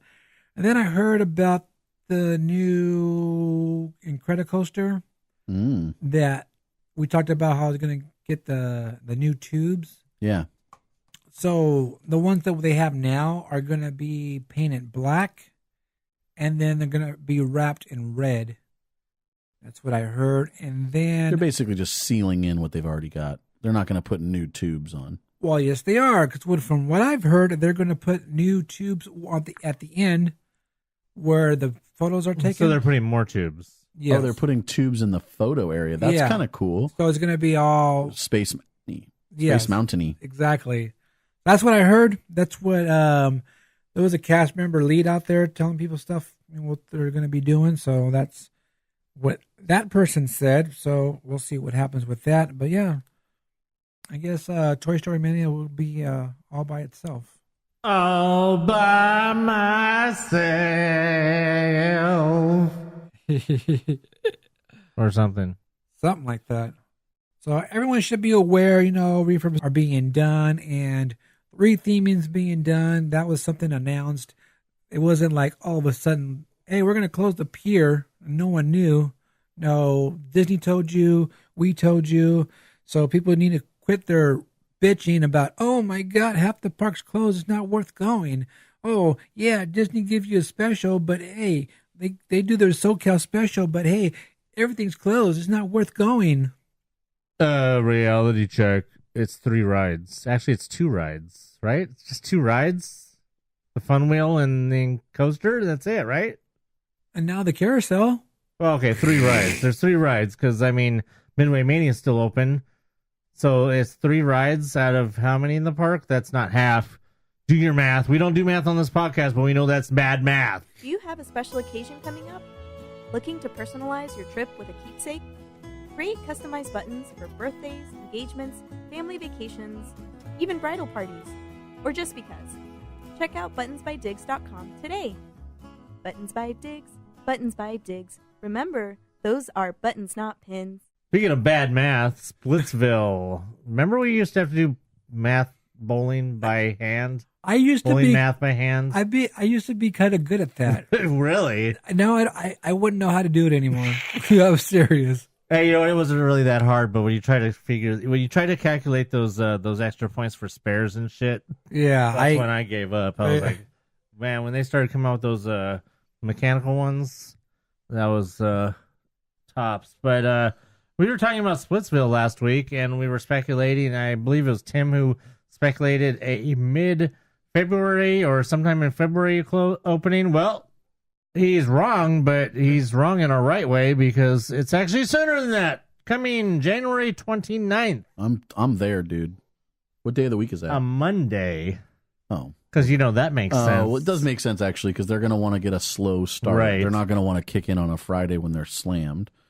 Yes, Splitsville will be opening its doors on January 29th in downtown Disney. Of course, once again, Splitsville is the luxury bowling lanes. They call themselves Splitsville luxury lanes. It's not really probably luxury, but I mean, the food does look kind of luxury. This food looks great. In fact, I'll say it. I ate there in Florida, and it was really, really good. We had a pizza and a burger. We split both. So, yes, opening January 29th. Are you hungry? Well, they are. It's time for Fat Time in the Parks. In a special edition of Fat Time in the Parks, Fat Time at Splitsville, they have a sampling of some new items coming to Splitsville, including the Macho Nachos. I like Macho Nachos. Anything with the word macho and nachos, you can't go wrong. Kind of like Macho at Del Taco. Yes, we'll have to see if they're as good as the nachos over at Whitewater Snacks, but we shall see. Loaded with seasoned ground beef, shredded cheddar jack cheese, queso, black bean corn salsa, and pickled jalapenos. Nozzles. Nachos are then drizzled with avocado ranch and served with a side of sour cream. See, chicken thigh high sliders. 2 crispy chicken thigh sliders tossed in Asian barbecue sauce and topped with slaw. They have a poke bowl, your choice of salmon, ahi, tuna, or tofu with pickled radish and avocado over bamboo rice. Bowls are topped with spicy mayo, nori threads, sesame seeds, scallions, and togarashi spice. And then finally, a sweet and spicy chicken bowl. Tempura battered chicken, broccoli, red and green peppers are tossed in spicy Thai chili sauce and served over sushi rice. Now I already know that there's only one thing here that this guy over here will eat. Yes. That would be the nachos, and then it would still require some taking offs. But Tim, you said Well, I'm wondering if they're doing anything special for the kickoff. Well, I mean, I don't know. Like I know if that you're there on day one, do you get like a button, like a paper hat? Is everybody going to get like a free appetizer? I don't know. Like, what are they doing? You know what? The question would be is, do you think there'll be a soft opening on Sunday? Right. Well, the other question is, will it even be like open so that you could even go ask? Or would you just have to be there on Sunday and see what happens? There's going to be, during this week, training going on. I'm sure, yeah. Right? So there's going to be someone there you can ask. Comments. Hopefully they have an allergy menu. My wife is vegetarian who is allergic to wheat, gluten, milk, and chocolate. Well, sucks to be you. Keep her at home. Damn, wheat, gluten, milk, and chocolate? Why live? I never heard of this stuff growing up. I know, right? Exactly. Where was gluten allergies when we were growing up? Exactly. It didn't exist. Why didn't it exist? It's not like things have been introduced. You know what? It's the government and their flu shots. That's all I got to say. Leave it at that. So yeah, Splitsville. They will have crinkle cut fries. I'm staring at them right now. You're staring at those crinkle cut fries. I see that bacon. Do you see the bacon? Yes, I do see the bacon sticking out. Oh. Yes, if you're they will have crinkle cut fries, burgers, pizza. As Tim mentioned, the pizza's bomb, and you won't be disappointed. The pizzas was like $14 for a good size, like 10-inch personal pizza. You know, like one of these that's like just for you. 8 slices are not too big. Personal pizza, 10-inch. That's a big pizza for personal. That's a personal. I'll eat that personal. That's I think a 10. Maybe I don't know. Maybe 8 Hey, inch. we worked in pizza for years. Okay. So, Well, yeah, I'm just saying what does worked in pizza mean? that we did it for a long time. Yeah. Yeah. What's your favorite pizza? Round Table. But what's okay? Well, that's good. We should Numero order some uno. Yes, we discussed this the other day. We need to find a numero uno. Round Table's always been second, no matter what. Numero uno was always number one, but Round Table's technically number one because there's hardly any numero unos. So, Splitsville. Woo! So yeah, January 29th. And then now that we have an opening date, stay tuned for the MousePIRE meetup. Yes, we're gonna work on that. We will all probably try to get there before that to kind of scout it out and see where we could have a meetup and whether we want to go upstairs or downstairs or where the food is, where the bathrooms are, and all that stuff. So we will scout it out. We will let you guys know, and then you will hear about when the MousePIRE meetup at Splitsville, downtown Disney, will be. Yeah.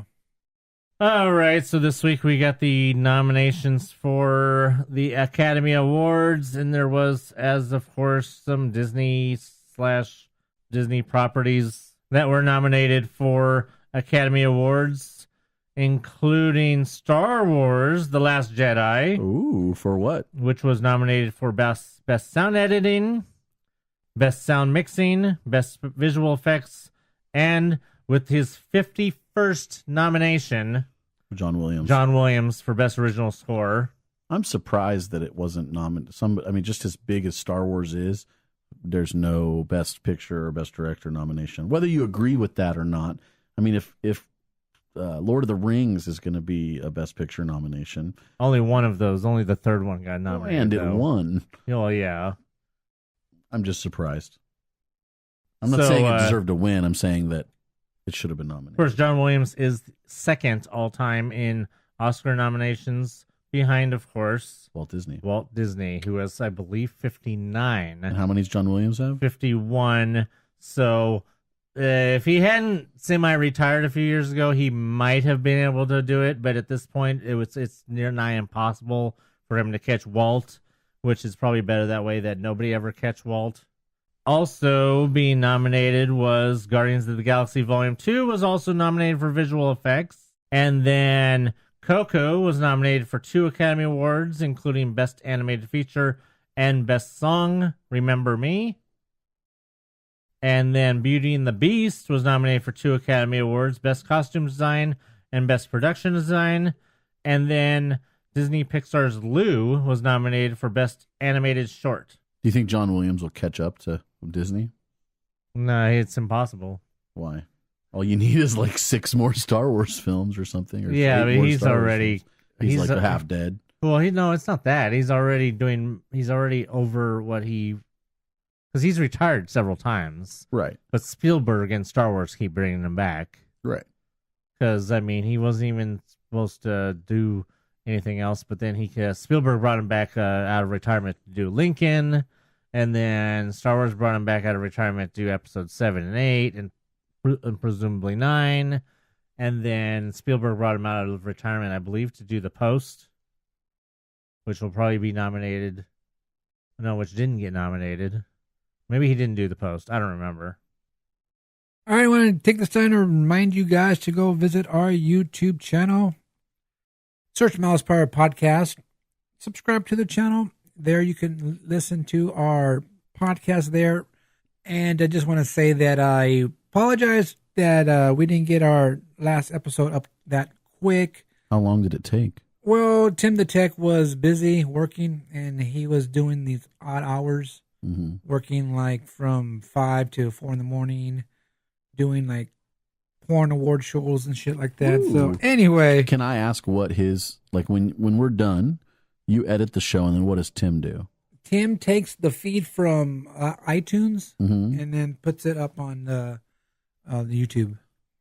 Oh, so it's on iTunes as of usually Thursday. Yeah. Okay. Yeah, it's just the YouTube was late. Yeah, I was missing that. You know, if you guys haven't noticed, I miss a lot. Yeah, I'm a little dumb, and I like to keep that in the podcast so they can say, right. "Wait, why is he asking?" Anything they just talked about it. That's annoying that I do. Diggs likes to leave it in. Like, you think John Williams is going to catch him? We just talked about. We literally had just talked about that. I mean, I don't see why he couldn't, though. I don't care how old he. I mean, as long as he stays alive. But he has to continue to want to keep doing enough things to catch. Maybe all he needed was that, like, recognition of that 51st one, and then he goes, "Oh shit, man, I could catch Walt Disney." He already knew that. He could have been doing things all this time, but he didn't. He turned down projects from Spielberg. He didn't. I believe he turned down like what's the Spies or the Spy Kids? No, the one with Tom Hanks from last year. Oh, Bridge of Spies. Yeah, Bridge of Spies. He turned down doing Bridge of Spies. Do you think that? I think he turned down doing. I don't think he's doing. Or is he doing Ready Player One? So I mean, there's all kinds of ones that he hasn't. That I don't think he's doing that. But I really can't wait for Ready Player One, man. That looks so awesome. I just hope that they keep it long enough. All right, so yeah, off topic. Yeah, so make sure off topic. to check out our YouTube channel. And like I said, yeah, Tim was really busy working and he couldn't get to it. And he actually uploaded today when he was at work. So yeah, help or visit YouTube and subscribe to our channel. And also head over to patreon.com/MousePIRE. Help support the podcast. Any donation would help greatly, and we would really appreciate that. And you can also help supporting the podcast by going to dgpclothing.com and purchase your MousePIRE gear there. We have shirt and we have a nice hoodie, and you can get the MousePIRE sticker for your car, the car decal. You're a sticker. And I want to give a shout out. Your face is a sticker. I want to give a shout out to Commander Cody, who got on that deal for $25. He got it? Yeah, he got a shirt, he got his stickers. Cody, we want to see pictures now of you wearing the... We need a picture of him wearing the shirt, right. But he did send me a picture of the car decal on his car. Well, that's cool. Yeah. We want like an in-park or, remember he lives in Vegas. Oh, well, we want like you did something Disney-related on the strip picture with you wearing the shirt. That's what we're requesting. We want to see him in a MousePIRE shirt in front of the Disney store. Is there a Disney store there? Well, no, I was going to say specifically he needs to go to the Venetian and take a picture in front of the Secrets of the Empire thing at the Venetian. That's a good one. Good one. And while you're there, spend $30, try it out, and let us know how you thought of it. Exactly. That's a good idea. But if you can't do the $30 deal, at least wear the shirt and in front of the void. And that's your mission, Commander Cody. You've been assigned. There you go. So yeah, and a shout out to Dan the Man who ordered his shirt, and I will be making that pretty soon. No, wait, what did I say that Dan for? ordered a shirt? I already made it. Dan ordered a shirt? Yeah. Wow, I was expecting a free shirt. You see, I get laughed at here. I mean, if you don't want the advertising, I'm a popular guy. Are you really? Well, when I go places, people notice things that I'm wearing. Or they just notice that your shirt is like really big. You know, I will vouch. I will vouch for Tim on this one because yesterday he was wearing a shirt with Wally as the Robbie the robot. With the little... they had Eva, and she was the Wii, the upgraded model. He got several compliments for that shirt going at Company D, at Disneyland. I don't think anybody said anything about it at Firehouse Subs. It happens all the time. Once again, no invite. When I come here, I just wear like whatever shirt, but like when I go out, I put on the like noticeable one. So if you want me to wear, we were just shopping. So yeah, shout out to Dan and Commander Cody. Hey Cody, for supporting the podcast. I don't know you. Oh, visit dgpclothing.com. Get your MousePIRE gear. It's mail time. There you go. Because I'm pretty sure there are new. I prompted people that I knew would be listening, and basically told them they had to send us messages. So Tell them. I have one that's separate that was posted as a comment. If you want, I can go over that. But you let me know when you're ready, and then we'll just work it in. Are you ready? All right, well, we'll start with this one from your friend Mary. Mary Holmstein. Hello, Mary. All right, she says she would like to hear a discussion on the garden walk being up for sale. In my perfect world, Disney would buy it and possibly move downtown Disney there. They also have that area across West Disney Way next to the Pumbaa parking lot that they can also use for one huge shopping entertainment area. That way they can still put the bridge across the connecting the new downtown Disney and Disneyland. The Carousel Hotel is just sitting there like an eyesore, so something needs to be done soon. Thoughts? Tim told me about the whole... I didn't know that. Did you know that Garden Walk was up for sale? Yes. I did not know that, and we were talking about this yesterday, and obviously at some point that if they're not going to get the Eastern Gateway going, they're obviously going to want to use all that land for something. But that being separate, if they were to buy... First of all, I don't know if they would want to buy Garden Walk because I don't know if they want to be associated with House of Blues again. Because they already got rid of House of Blues once. I don't know if they want to be associated with House of Blues again. I think that's more a matter of the House of Blues' lease ran out. Right. And they chose, I don't know, who knows how much it had to do with Clearly, they had a Disney, reason but to chose not to renew House of Blues. I think it was the other way around. I think House of Blues didn't want to renew with Disney. Really? Yeah, it was Disney's was known to harass people coming out of concerts, security, as your favorite people ever. Right. Harass people coming out of concerts, maybe if they're a little drunk or whatever. Instead of just being cool, they were more inclined to call the cops and have them arrested. Lame. Now, they were supposed to, when Garden Walk was going in, they were supposed to build hotels there. I'm wondering if they're actually building that hotel because when I went there on Sunday, I saw construction going on over there. You know how you come in from the park on the bus and you make the right on Clementine? Mm-hmm. Right. The area is blocked off, fenced and everything. And I looked over there and you can see it, that they actually dug underground. So, most hotels start underground. Right. Low, yeah, because they want to get the parking structure underneath or whatever. So it looks, I don't know, it just looks really big. I don't know if they're going to build a hotel or they're just going to just add on to it. There are a bunch of hotels scheduled to be built. Well, one of the obligated hotels relating to Garden Walk was already built, and that was the one that's behind where Starburger and stuff is. Right. The place called Starburger? That sounds good. Yeah, it's at the corner of Catella and TFTI, Harbor. guys. You're never there at night. Yeah, it's been a while since we've been there.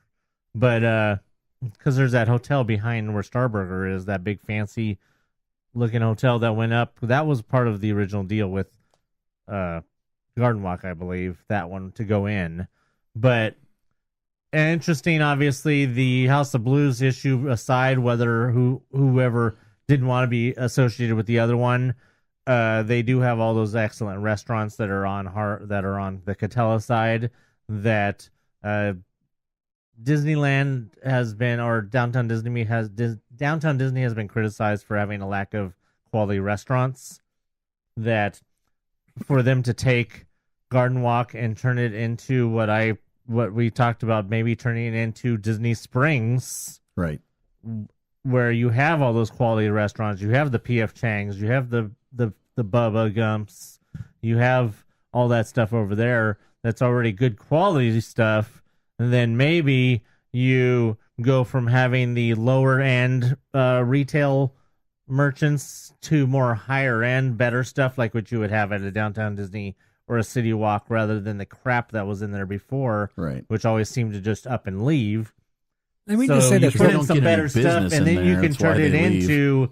You could even keep a lower scale Downtown Disney where it is, but turn that into Disney Springs. Right. Then if they wanted to expand across the street into Pumbaa, they could even expand over towards that area because they have all that stuff. If they get to the point where they've totally abandoned the parking structure, the Pumbaa parking structure idea, they could easily just expand all of Garden Walk or Disney Springs across the street into that area. I have a different theory. Where you have like a skywalk connecting where it goes over the street or something. My thought, and I might be a little bit off geographically, but to correct me if I'm wrong, Bubba Gump is essentially across the street from K-Lot, right? Yes. Okay. So K-Lot is part of the potential third gate project for Toy Story. The plan is that they would eventually, probably 20 years from now, but eventually they're going to build a third park on the land that's now occupied by Toy Story and K-Lot. There are some other hotels that neighbor on the corners. There's a couple other businesses and hotels that are along Harbor, but that's a huge property. So my thought was when they build this third gate in the Toy Story / K-Lot area, they could put some sort of a walkway over Catella, similar to West Street, right? Well, yeah, that goes without saying. That would enter kind of maybe like above Bubba Gump or whatever, somewhere over there, and then again have that be the shopping area for, Disney Springs, or they want to call it, the Disney Promenade, or who knows what they would call it, but the Disney Mall. Yeah, the Disney Mall essentially, but. The point is that Mary's right. They should buy it now while it's cheap, and they missed their opportunity because the property's been valued at something like $800 million. And was it for sale before? It was. Yeah, that's what I was getting to. Is that they should have bought it before? They should have bought it the first time before House of Blues opened because it sold in basically they accepted an offer or some auction or something where the people that own it now bought it for $70 million, which is literally like 10 times or 12 times less than it's worth, and they're currently trying to sell it for $300 million or like $280 or best offer, if I'm not mistaken. You could easily get this information by doing a search for the OC Register articles, but that's where all my info came from. But if they were able to buy it for say $250 million, they're again 3 or 4 times under what it's worth. And even if they had a subsidiary company run it for the next 10 years, make slow improvements, what goes on. I mean, by the time House of Blues lease runs out, if they don't want to deal with House of Blues, by the time that lease runs out, they could then say, okay, we're going to start to turn this into Disney. By that point, it seems like with the new structure going in, they're going to put the Eastern Gateway project on hold for basically temporarily. And you want to know what I really, truly think? My guess is, just let me finish before I lose my train of thought, because I will, because that's who I am. I think that eventually, if they were to buy this property and use it, they could do a third gate on the Catella side, and then on the opposite side of Disney Way, they could do another walkway over to this new structure, and then that shopping center could basically be like City Walk is in Florida, where you have to park, and then you walk through the parking, or you walk through the City Walk shopping area, and then you get to that third park. And that will solve their problem of having to make any trams that run to the third gate. If you're planning on going to the third gate, you'll park in the Eastern Gateway structure, and then you'll either walk across Harbor on a gate, on a bridge to Disneyland, or you'll walk across through the new Disney Springs, hypothetically, or basically Garden Walk. You'll have to walk through that and then across another bridge to get to the third gate. They would solve their tram problem. Obviously, there'd still have to be some sort of handicap van or whatever, but they'd solve their tram problem, and it'd be very similar to City Walk in Florida or Universal in Florida, the way that their thing works. There's not really but the distance between the entrance to Islands of Adventure and is huge. It's very far. No, it's not. It's a mile. What? The distance between the parking structure and Islands of Oh, Adventure? no. I was talking about the distance between the entrance to Universal and Islands of Adventure. They're right next to each other. But yeah, walk from the parking structure all the way to there, yeah, it is far. Probably a good mile. It's about a mile, yeah. It's pretty far. So for Disney to do something similar where you've got parking, and then they either come this way through where the carousel is to get to Disneyland and DCA, or they go the other direction through. You know what I honestly think? I honestly think that Disneyland just won't... Disney really shouldn't settle until they just own it all. No, I totally agree. They need to own everything on... If they really want to turn Toy Story and K-Lot into a third gate, they should not do it until they own everything from Garden Walk to all of the hotels and McDonald's and all the crap on Harbor. I mean, they'll do all it. those hotels and get rid of it all and just turn it into all one big, huge Walt Disney World-esque. Well, the way that they area. do that. But that's like, I'm talking about like way in the future. You're talking 30, 40 years out. Well, maybe yeah. not that far, but But- however long it takes for them to take over all those businesses. I'll say this: they will build a third gate when they need to, and not before. They're not going to. They did that with DCA where they opened it too soon and it was kind of a flop at first. They'll open a third park when the time comes that they need more space for more people. And I think that they're making a major mistake now by not purchasing anything that's for sale, especially when it's a fantastic deal like Garden Walk. Even if they have some subsidiary company run it in the meantime, they don't immediately. Well, there could be a lot of Disney city stuff Springs. and crap going on too with that. I mean, you don't know what the city has to say about it. Obviously the city has kind of turned on Disney after Disneyland gave the city gave Disneyland the tax break, right? And basically the Disneyland turns around and makes it in favor of the city, but now the city's turned around and screwing Disney over by all the things that they're denying Disney.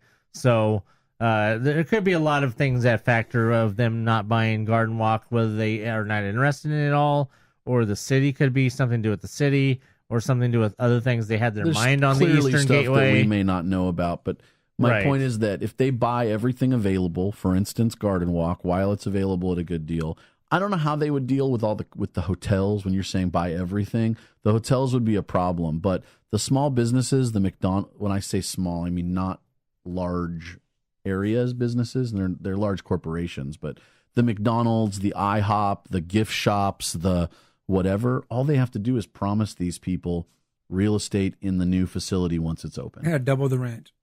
Well, no, they just say your first 5 years will be at this much. Screw is all those whatever you people. pay These are the people now, that or- stop. These are the people who complain and stop the Eastern Gateway from happening. Why should they have any stake? That's how Screw they them. eminent Buy do- them out. That's how and they eminent get the domain. frick out. I just, All right. Let me get this real quick. That they are actually building a hotel in that spot. There's going to be a JW Marriott hotel. that's where the JW is. It's going to be a 466 room hotel In the spot you were talking about? In a Yeah. very, Where is very this nice again? hotel too. right in the corner when you turn from Disney Way. Is that what it is? Across from Fenwick Pumbaa. Town. Yeah, right Yes. across from Pinback. Okay, I see. And it's expected to open in 2020. So yeah, I guess I was right when I saw the big old pit. That's a very nice hotel too. Again, I don't know how they would deal with all these the situations, but what they could easily do to get the McDonald's out is just to say, hey, we'll give you real estate right inside of our Disney Springs or whatever.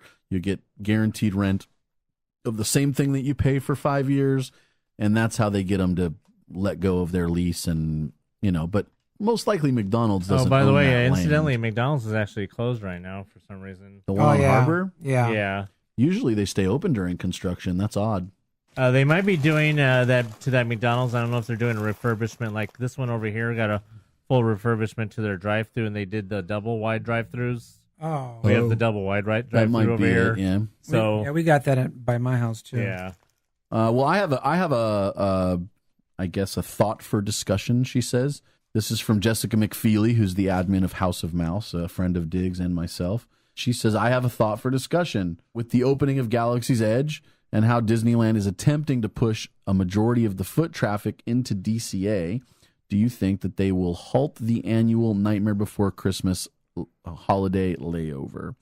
Especially since they'll be pushing most of Christmas and Halloween festivities into California Adventure.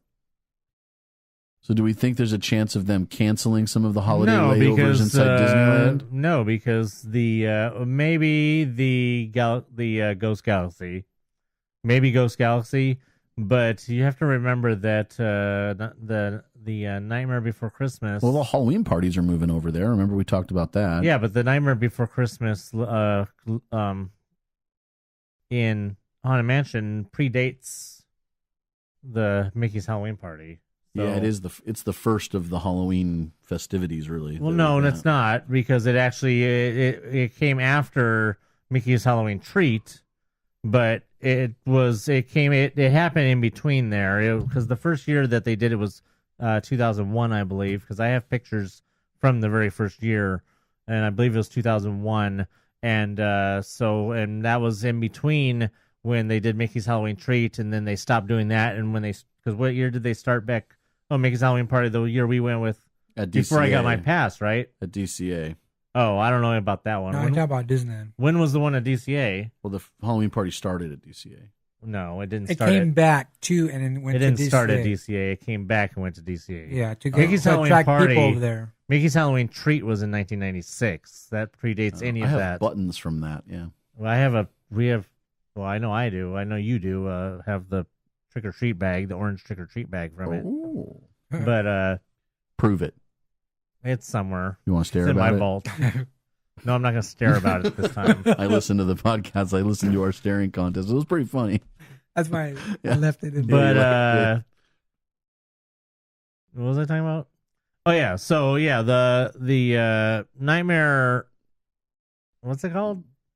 Nightmare Before Christmas. Holiday, Nightmare Before Christmas holiday layover. No, what's it actually called? The thing in Haunted Mansion with Nightmare. What's it actually called? Nightmare Before Christmas, the holiday layover. No, it's not. A haunted holiday. Haunted Holiday. No, it's not called that. There's people listening right now going, "You guys are stupid. It's this." No, because he's going to cut all this out. Oh. Anyways, the thing, yeah. So the thing going on at the Nightmare thing at Haunted Mansion has been going on since 2001, and it was started totally unrelated. I don't even remember if there was any explanation of when they started it. What was the whole purpose? I don't remember. It was just something they wanted to do, I guess. Haunted Mansion Holiday. I was going to say, I know. Haunted Mansion Holiday is been going on since 2001. So that I don't think that there'd be any reason for them to stop doing it. Like I said, Ghost Galaxy maybe, but since Haunted Mansion Holiday is something that goes from it's a not only a Halloween but it's also a Christmas layover, or not layover. Oh, why do you keep saying layover? That's what they call them. Oh, is that what they call them? Mm-hmm. It's an overlay. It's not a layover. It's an overlay. Oh, they didn't stop in one airport and wait for their flight to the next one. That's right. Yeah, you're right.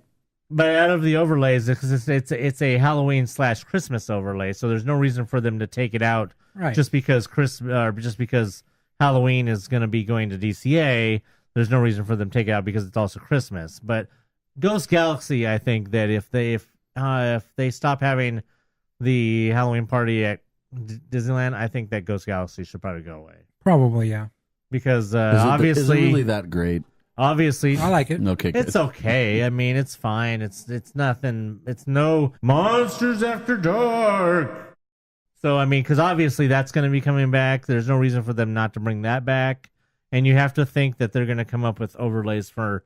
Well, they already said that there's most likely the big rumor is that there's an overlay for racers that they're working on for that.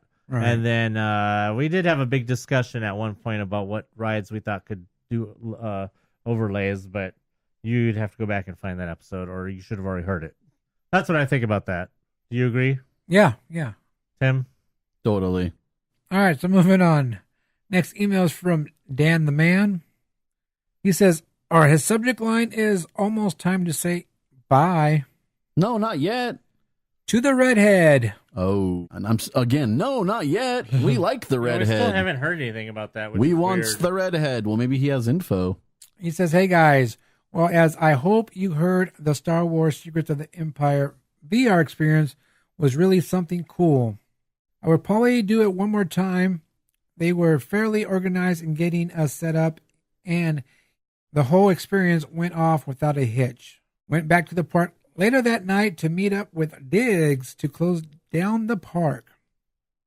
I was amazed to see there was no one there that evening. Oh, but it was 12:30 in the morning. Saw all the walls that are up and still no popcorn. Still wondering how they're going to handle the rails in the middle of the street. So basically, when we were there, about his question, he was saying that when they do the rails in the middle of Main Street, they're going to have to put the wall up. Right. How far the wall is going to go, think about it, and how are they going to deal with the traffic when those walls are up? Well, the walls on the other ends, on both ends, won't be there. It'll just be that middle section. Presumably. No, but we're talking about Main Street. Right. It does. Those walls have nothing to do with what we're talking about. When they put up just one in the center of Main Street, then they probably will open the bypass. The ones on both sides won't be there. The ones at the hub and the ones at Town Square. But you have people flowing through. I get it. What they're probably going to do is put cast members on either ends, and one way goes one way, one goes the other. You got to think about it. That way, it just flows. Right there where the tracks split, I'm thinking there's going to have to be a wall on the sidewalk, or at least on the curb. Oh, I see what you're saying, but because if you look at the walls right now and how when you're they might do one side at a time. No. When you see the walls the way they are right now, right there on the Town Square, and how it comes around and it comes right, at the end, you can tell, okay, well, that wall is going to go the same, amount of space. But once it hits those double tracks, it won't be wide enough. It's going to have to come out until about the sidewalk or the curb at least. There's two options. One, they do one side at a time. They do half and half, right? The other option is that they put a cast member on both sides, and it's one-way traffic around the thing. No, they just use the bypass. Well, that's the third. Yeah, the other third option is just to use the bypass. But people aren't going to. You have to have some sort of be able to walk on the sidewalk, obviously, because they're not going to block off traffic to the stores. Yeah. There has to be at least a little bit. What do you of think's the most sidewalk. likely of those three things? The bypass could be used during busy times for sure. But do you think it's more likely that they do one side at a time? They do the east side and then the west side, for instance? Or do you think it's more likely that But I'm not talking about just the double tracks. I'm still talking about you're still going to have a wall going down the center of Main Street to do those tracks. Well, that's what he was talking about, having a cast members at each end. But of course, we know that doesn't work. You still have cast members. They've had cast members over by Tomorrowland trying to get people to stay going, the flow of traffic going each ways, and people don't know how to listen. People just think, I think it's okay for me to drive on the left side of the road, just like I do in Europe. Even though I'm from Iowa. And during parades and like fireworks and stuff, they're pretty good at the one-way traffic. I mean, you might get a random straggler that goes in, but those guys, they'll physically position themselves in front of you to keep you from going but there's the wrong nothing. way. Well, yeah, I guess if you have a cast member at each end and you only literally have people, but then people coming out of the stores are inevitably going to go the wrong way. That's the wrench in your plan. Is that one you have? Okay, let's say you got people going this way, you got people going this way. They might have to just close those store entrances and exits for those couple of stores. That's not going to happen. They're going to have the sidewalks open, and probably all your traffic will be on the sidewalks. They may have a little bit of space between, except for where you're talking about. But in the middle of Main Street, you may have at least another bit of space for to walk on the street. But otherwise, it's all going to be filled up. And then they're probably going to have the bypass open and say, if you're not visiting stores, go this way. I think it's based on what you're saying with the stores. It's more likely. I mean, right now they're doing the hub, right? And the town square. When those are done, those walls go down, and then they start working on the center section. I think it's just as likely that they're going to say, okay, like the middle part, like when you go out of town square, it goes from being round to this, right? It goes down to a point. How wide do you think that is at its smallest point? 10 feet, 12 feet? That's way more than that. It's probably less than you think, but yeah, let's say it's 12 feet, right? I say probably more like 20, but I say that they do the 12 If you laid feet. down, we could probably fit about 4 of you across. No, I doubt it. I think it's a lot less than that. I bet it would take at least 2 of you to get to the railroad tracks. Just from the curb to the tracks? Yeah. I'm going to say 1.5 people. I doubt it's more than What do you think a float is? Wide? Yeah. The floats are maybe like about 8 feet wide. I'd say they're maybe more probably 10. The float itself is probably about 12 feet wide. Yeah, that's what I think too. Nonetheless, I think it's more likely based on the store situation that you're bringing up that they do one side and then the other. I mean, I don't think they could do that. It's not logistically possible, and it would be Especially depending on, they can't do one side or the other, because what if everything they're doing connects in the middle? Because if they're putting the brick, if they're putting brick in between the railroad tracks, like we think they might be doing, or like you postulated they might be doing, then they can't do one side and the other. It has to be working on both at the same time, because you have to put the bricks at the same time. Not if it overlays a little bit and then they move it to overlay the other way. That's not how Disney does stuff. Oh. Well, I don't know how they do. I just know about how Disney does things all at once. They very well could do what we're talking about, but if they choose not to, I don't know. I'm excited to see what it is. I know that. All right, so Dan goes to say, he wants to ask, do you think we will see new Redhead merchandise as a welcome when the scene is redone? I'm sure they'll try to capitalize as much as possible, but I mean, they're going to have to try to promote that character, I think, a little bit to get people into it, or they could just say nothing. I don't know, one or the other. What do you think? I don't see a reason why they should have to do anything. I don't know. I mean, if Disney, if they can make money off of something, sure, let's put on new merchandise for her. I mean, they've restocked the Redhead pins, so they're around now. All the ones that had sold out are, they're back.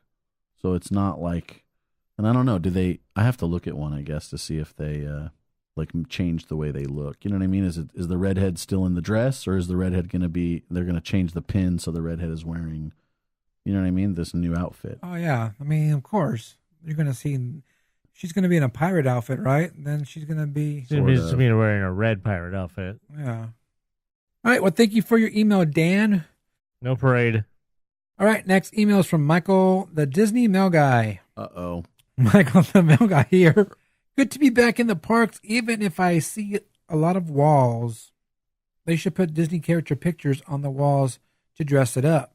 Family day at the parks on Friday, and it looked like it was going to rain all day.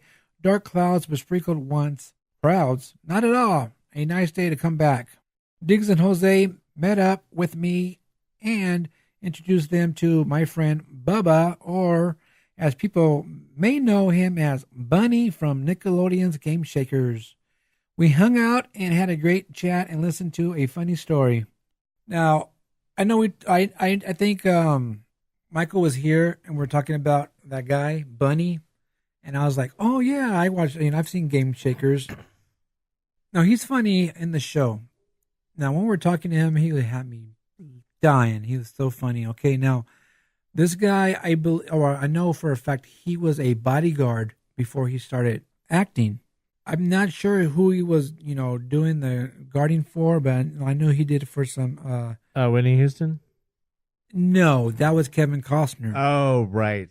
So, but he did for some celebrities and stuff like that. So, just think about it. He's a big guy, tall guy, and he's a bodyguard. You would think he's tough. Well, he was talking about his wife was trying to get him into a maze, a haunted maze at one of the theme parks somewhere. I forgot where it was. Wasn't here. And he was like, oh, hell no. I'm not going in there. And he went in there. Guy came out and scared him. And he just freaked out and left and everything like that. And you just like, hey, this guy is a bodyguard. And he got scared from going to the little haunted maze. Was he wearing LuLaRoe? I didn't ask. But yeah, he was talking about that story, how that happened. And then he said that, no, I'm going to do this. I'm going to do this. He went back in there and that same person was about to scare him and saw him and went basically to go warn everybody. Don't scare this guy or something like that. And he said he was walking. I guess another guy was going to come scare him. Just went, boo. Because they warned him not to scare him. Because he got all fidgety the first time and everything like that. But yeah, I thought it was funny. He was a pretty cool guy. He is an annual pass holder, so he goes a lot. And Michael's having that event, the Awareness for Autism. Well, his name is Bubba. Bubba. We only have one Bubba. So that's why we call him Bunny. So Bunny said he's going to try to attend that event to support Michael's event. But yeah, it was pretty cool to meet him. Funny guy. Very, very funny. All right, so he goes on to say, met up with Diggs and Jose 30 minutes later at Mickey's Magical Map. Always great to see it at night. Best show in the park. I just want to say real quick that he texted saying that he was going over there and the show started at 6:45. I was like, oh, and I was like, it's been a long time since I've seen that show at night. So I was just like, oh, yeah, let's go. I'm going to go check that out. And was that when you got VIP seating from Dylan? Yeah, we ran into Dylan over there. And we were just talking. I was just asking how he's been. And he was just telling me how work's going. And then he said he actually is going to be going to Disney World. Last minute trip to Disney World. Who's going? Dan to Disney World? I'm glad you listened. Yeah. So then he said, hey, you guys want VIP seats? Like, sure. So we went over there, had some VIP seats, and watched Mickey's Magical Map. It's really, really cool. Oh, it wasn't Dan. It was somebody else. No, it wasn't. So it was pretty, like I said, watching that show at night is awesome. It's really, really cool.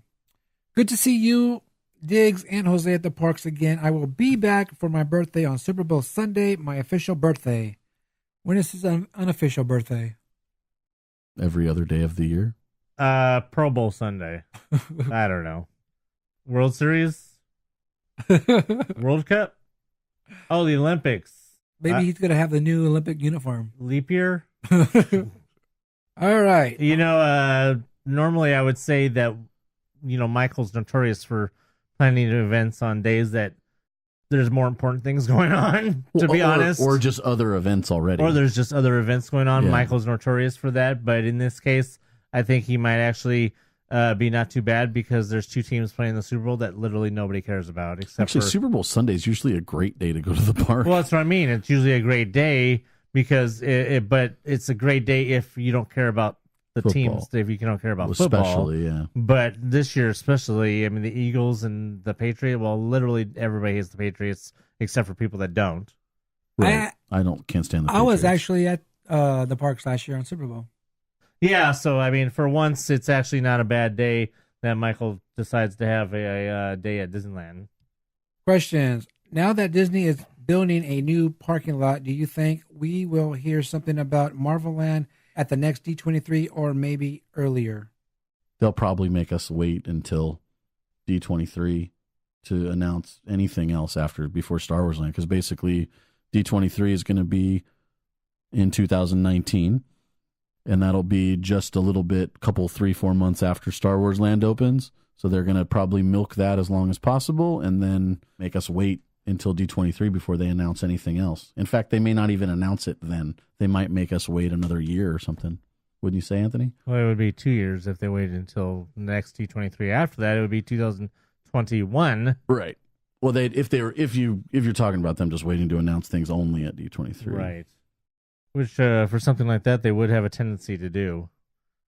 I mean, it's not like Star Wars where they could announce it at a Star Wars celebration like they did with Galaxy's Edge, where Star Wars Land was originally announced at... Star Wars Land was actually... No, Star Wars Land was announced at D23. Yeah. During the Parks panel. Or not the Parks panel. It was actually announced first at the live action panel. Yeah. Then it was talked about in the Parks panel. So, yeah, I mean, I could see them waiting until 2021 to announce Marvel Land if they have no plans to get to Marvel Land until sometime in 2020s. I mean, you have to keep in mind these guys want to stretch out all their additions as much as possible. That's what it says. It's too soon. At the same time that Star Wars is opening, it's too soon for them to announce Marvel. And we're going to do this other thing. Right. Yeah. Especially the Marvel would be the other large and probably the last large addition that they could fit on property. Especially major changes. In between 2019 and 2021, when the next presumed D23 would be, you have the opening of the big hotel. Yeah, that's happening again in that time period. Right, that's happening in that time period. You have all these hotels and stuff that are supposed to be opening in that time period, in that 2020, 2021 time period. You have all the hotels and other things that are supposed to be opening. So there's a good chance you have they to might think even that they're push going to wait. off. They're going to wait for a lot of things to settle down and a lot of other projects to be done before they even try to attempt They want to any build other excitement and hype and any other DCA project, especially a major DCA project like that. It's one thing to just do a facelift like they're doing for Pixar Right. Pier, whereas Marvel Land's obviously going to be a whole thing. I mean, I think we just talked about it earlier too, that they do things when we talked about it in relation to the third gate, but that they do things when they have the need for them, I think, more than anything else.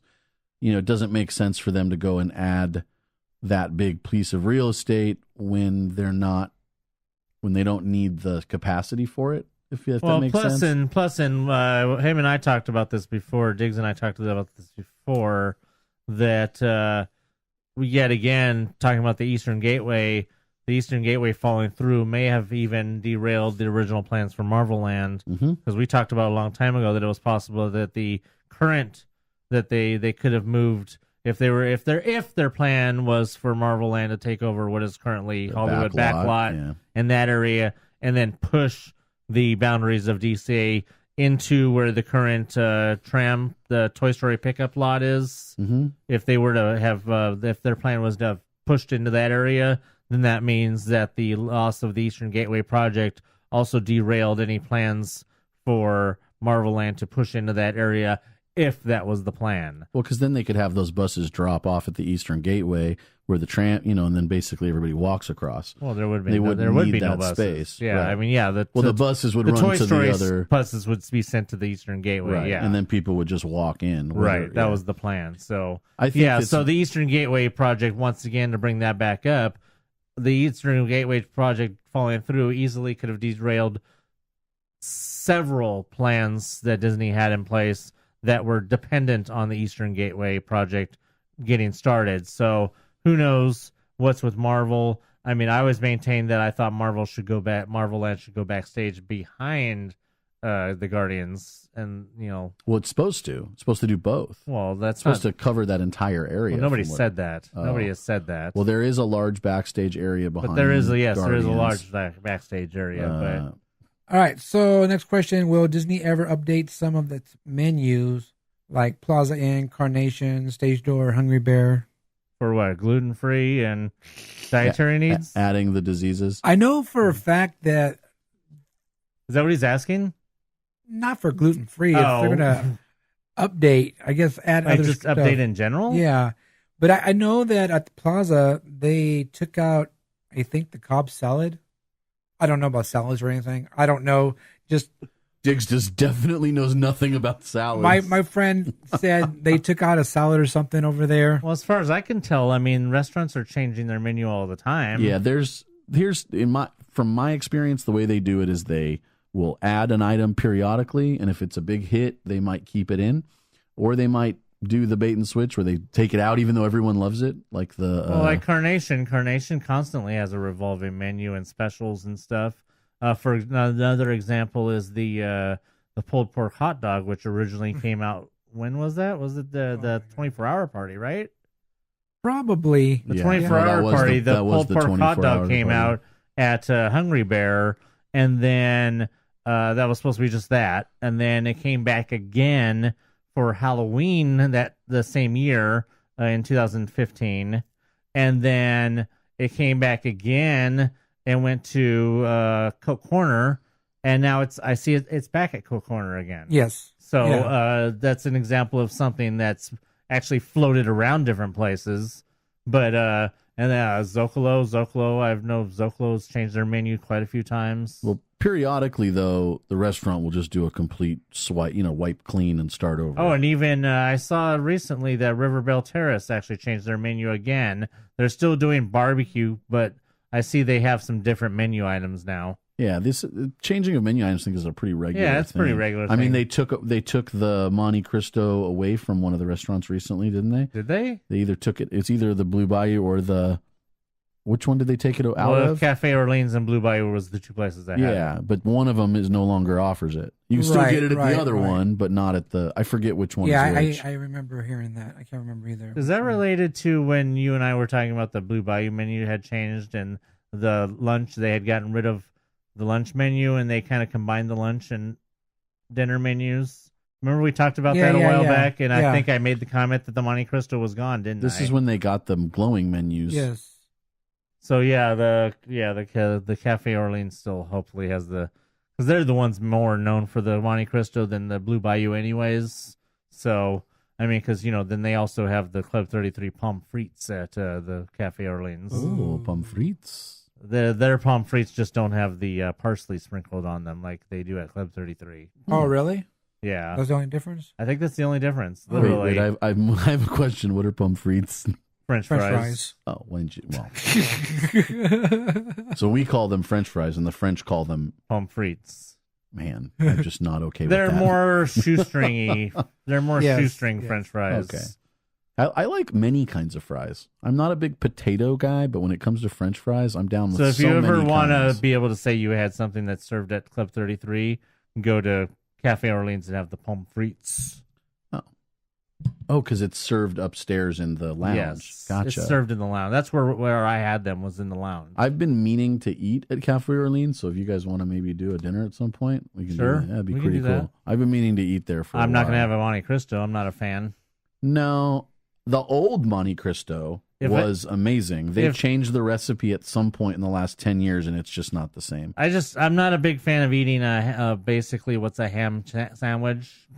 I'm not a fan of eating a ham sandwich with jelly and powdered sugar.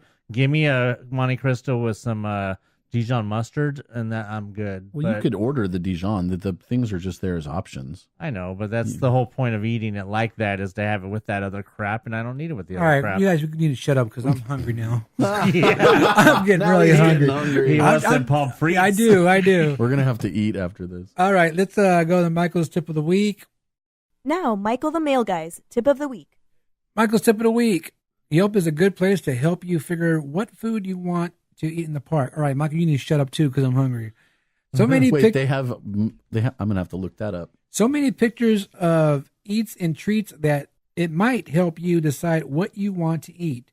It's a free app for your phone, so download it and search a place you might want to try, and it will be there. Pictures can help with making a decision to eat. Till then, this is Michael the Mail Guy saying bye. All right, well, thank you for your email, Michael. Appreciate that. Like I said, I am hungry. I'm very, very hungry now. That's a big problem. Should we call DoorDash? That's funny. All right, real quick, I just want to give a little, we were talking about the parking lot and the construction going on over there.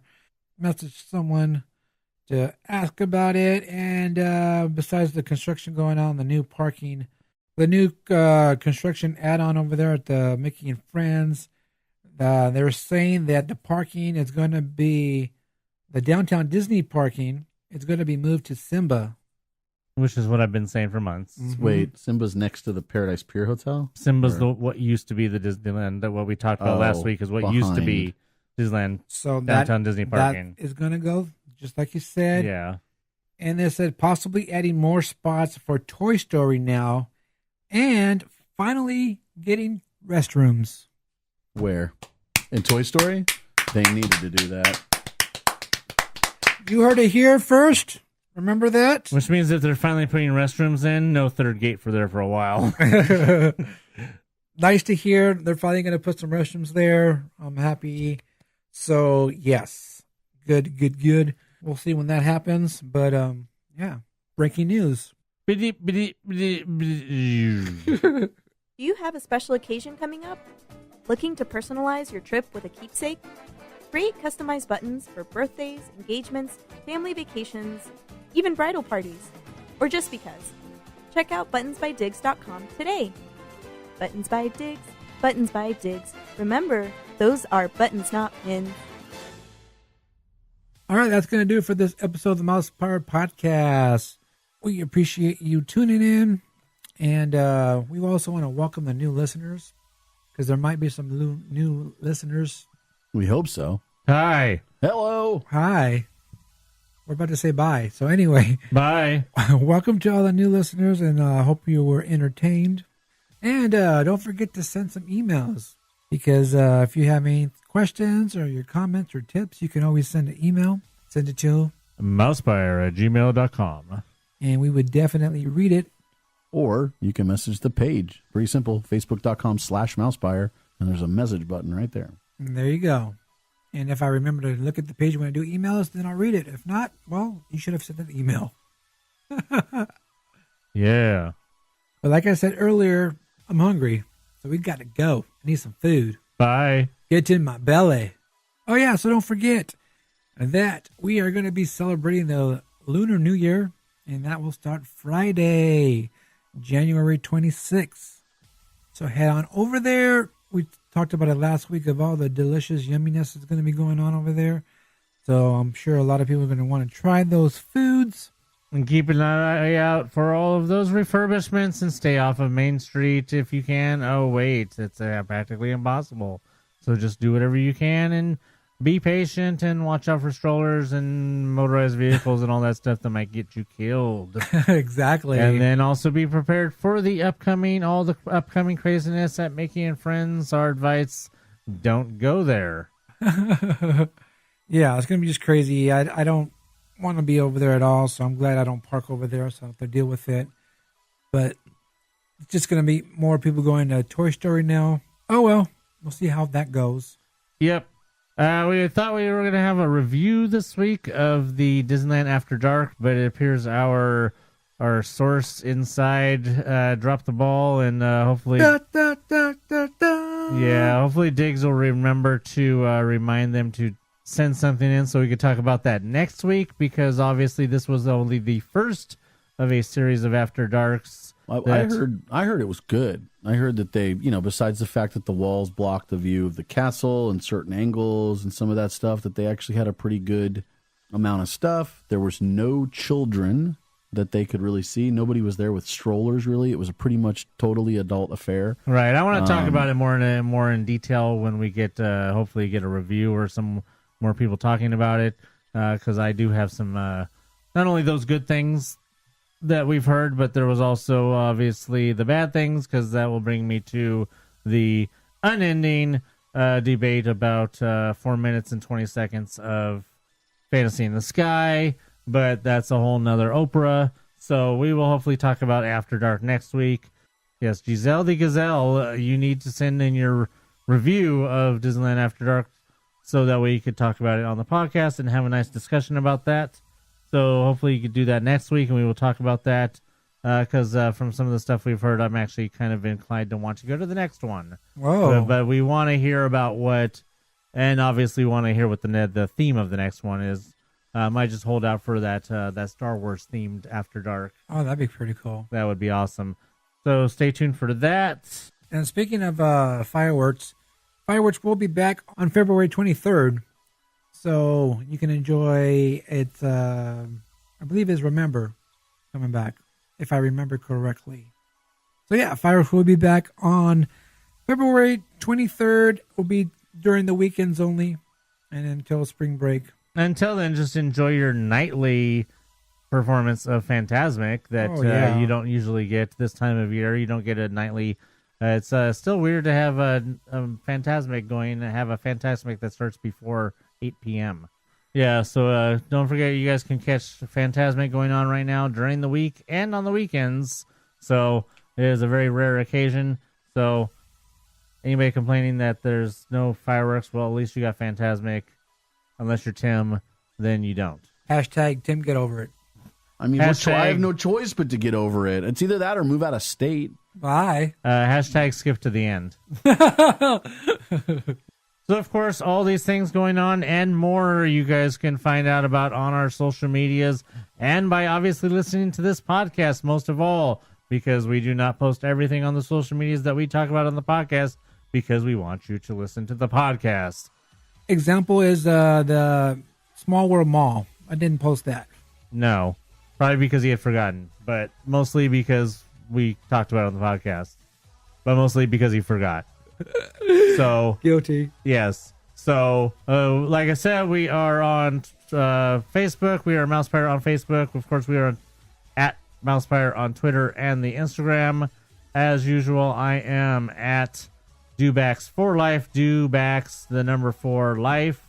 And you can see all the stuff that I post, whether it's bad or good or not. It's me. I'm Tim, and you can find He's fresh. me. Yeah, you can find me on Facebook. I'm Tim Fresh1 with the hyphen. But he won't get fresh with you. With a hyphen between unless you ask. Between the fresh and the one. Also, you can check out our Disney Facebook page for Disney fans. Is Mouse Lovers 1313, and they had 3 questions. The group I was talking about at the beginning is the My Disney Garage Sale. If you have stuff to sell, unless it's stolen. Unless it's stolen. I don't know. That's all I got really. So I mean, I'll explain more, at another time, and we'll do a whole interview. You can learn all about me. I'll lose train of thought, and then won't know what you're talking about. It'll be great. Who are you? I am Diggs, and you can follow me on Instagram at Baloo1313. Also, follow Buttons by Diggs on Instagram. There you will see when your button order is going out. Also, visit dgpclothing.com. That's D as in Donald, G as in Goofy, P as in Pluto. Clothing.com. Get your MousePIRE gear there. Don't forget to help support the podcast. Go to patreon.com/MousePIRE. Any amount will be greatly appreciated. Also, check out our YouTube channel. Search MousePIRE Podcast, and you can listen to this podcast there if you're not already. Hashtag buttons, not pins. Until next time, remember, crime doesn't pay, but it does if you want a star on the Hollywood Walk of Fame. So for Belle, Ray, and Miguel, I'm Anthony. I'm Tim. When he's paying attention. I'm Diggs. Bye.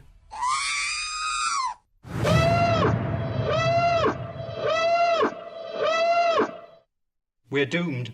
Woohoo! This podcast is intended for entertainment and informational purposes only. Audio, sound bites, and other clips are property of their copyright holders. All original stuff is ours and property of MousePIRE.com. Did you guys know there was a 8.5 or 8.0 earthquake or 8.2 earthquake in Alaska last night? How did you not know? I don't know. I know, it was major news. It was like major news. Tsunami warnings and shit. Ooh. Moving on up. Moving right along. To the east side. Phenomena. There's naked males?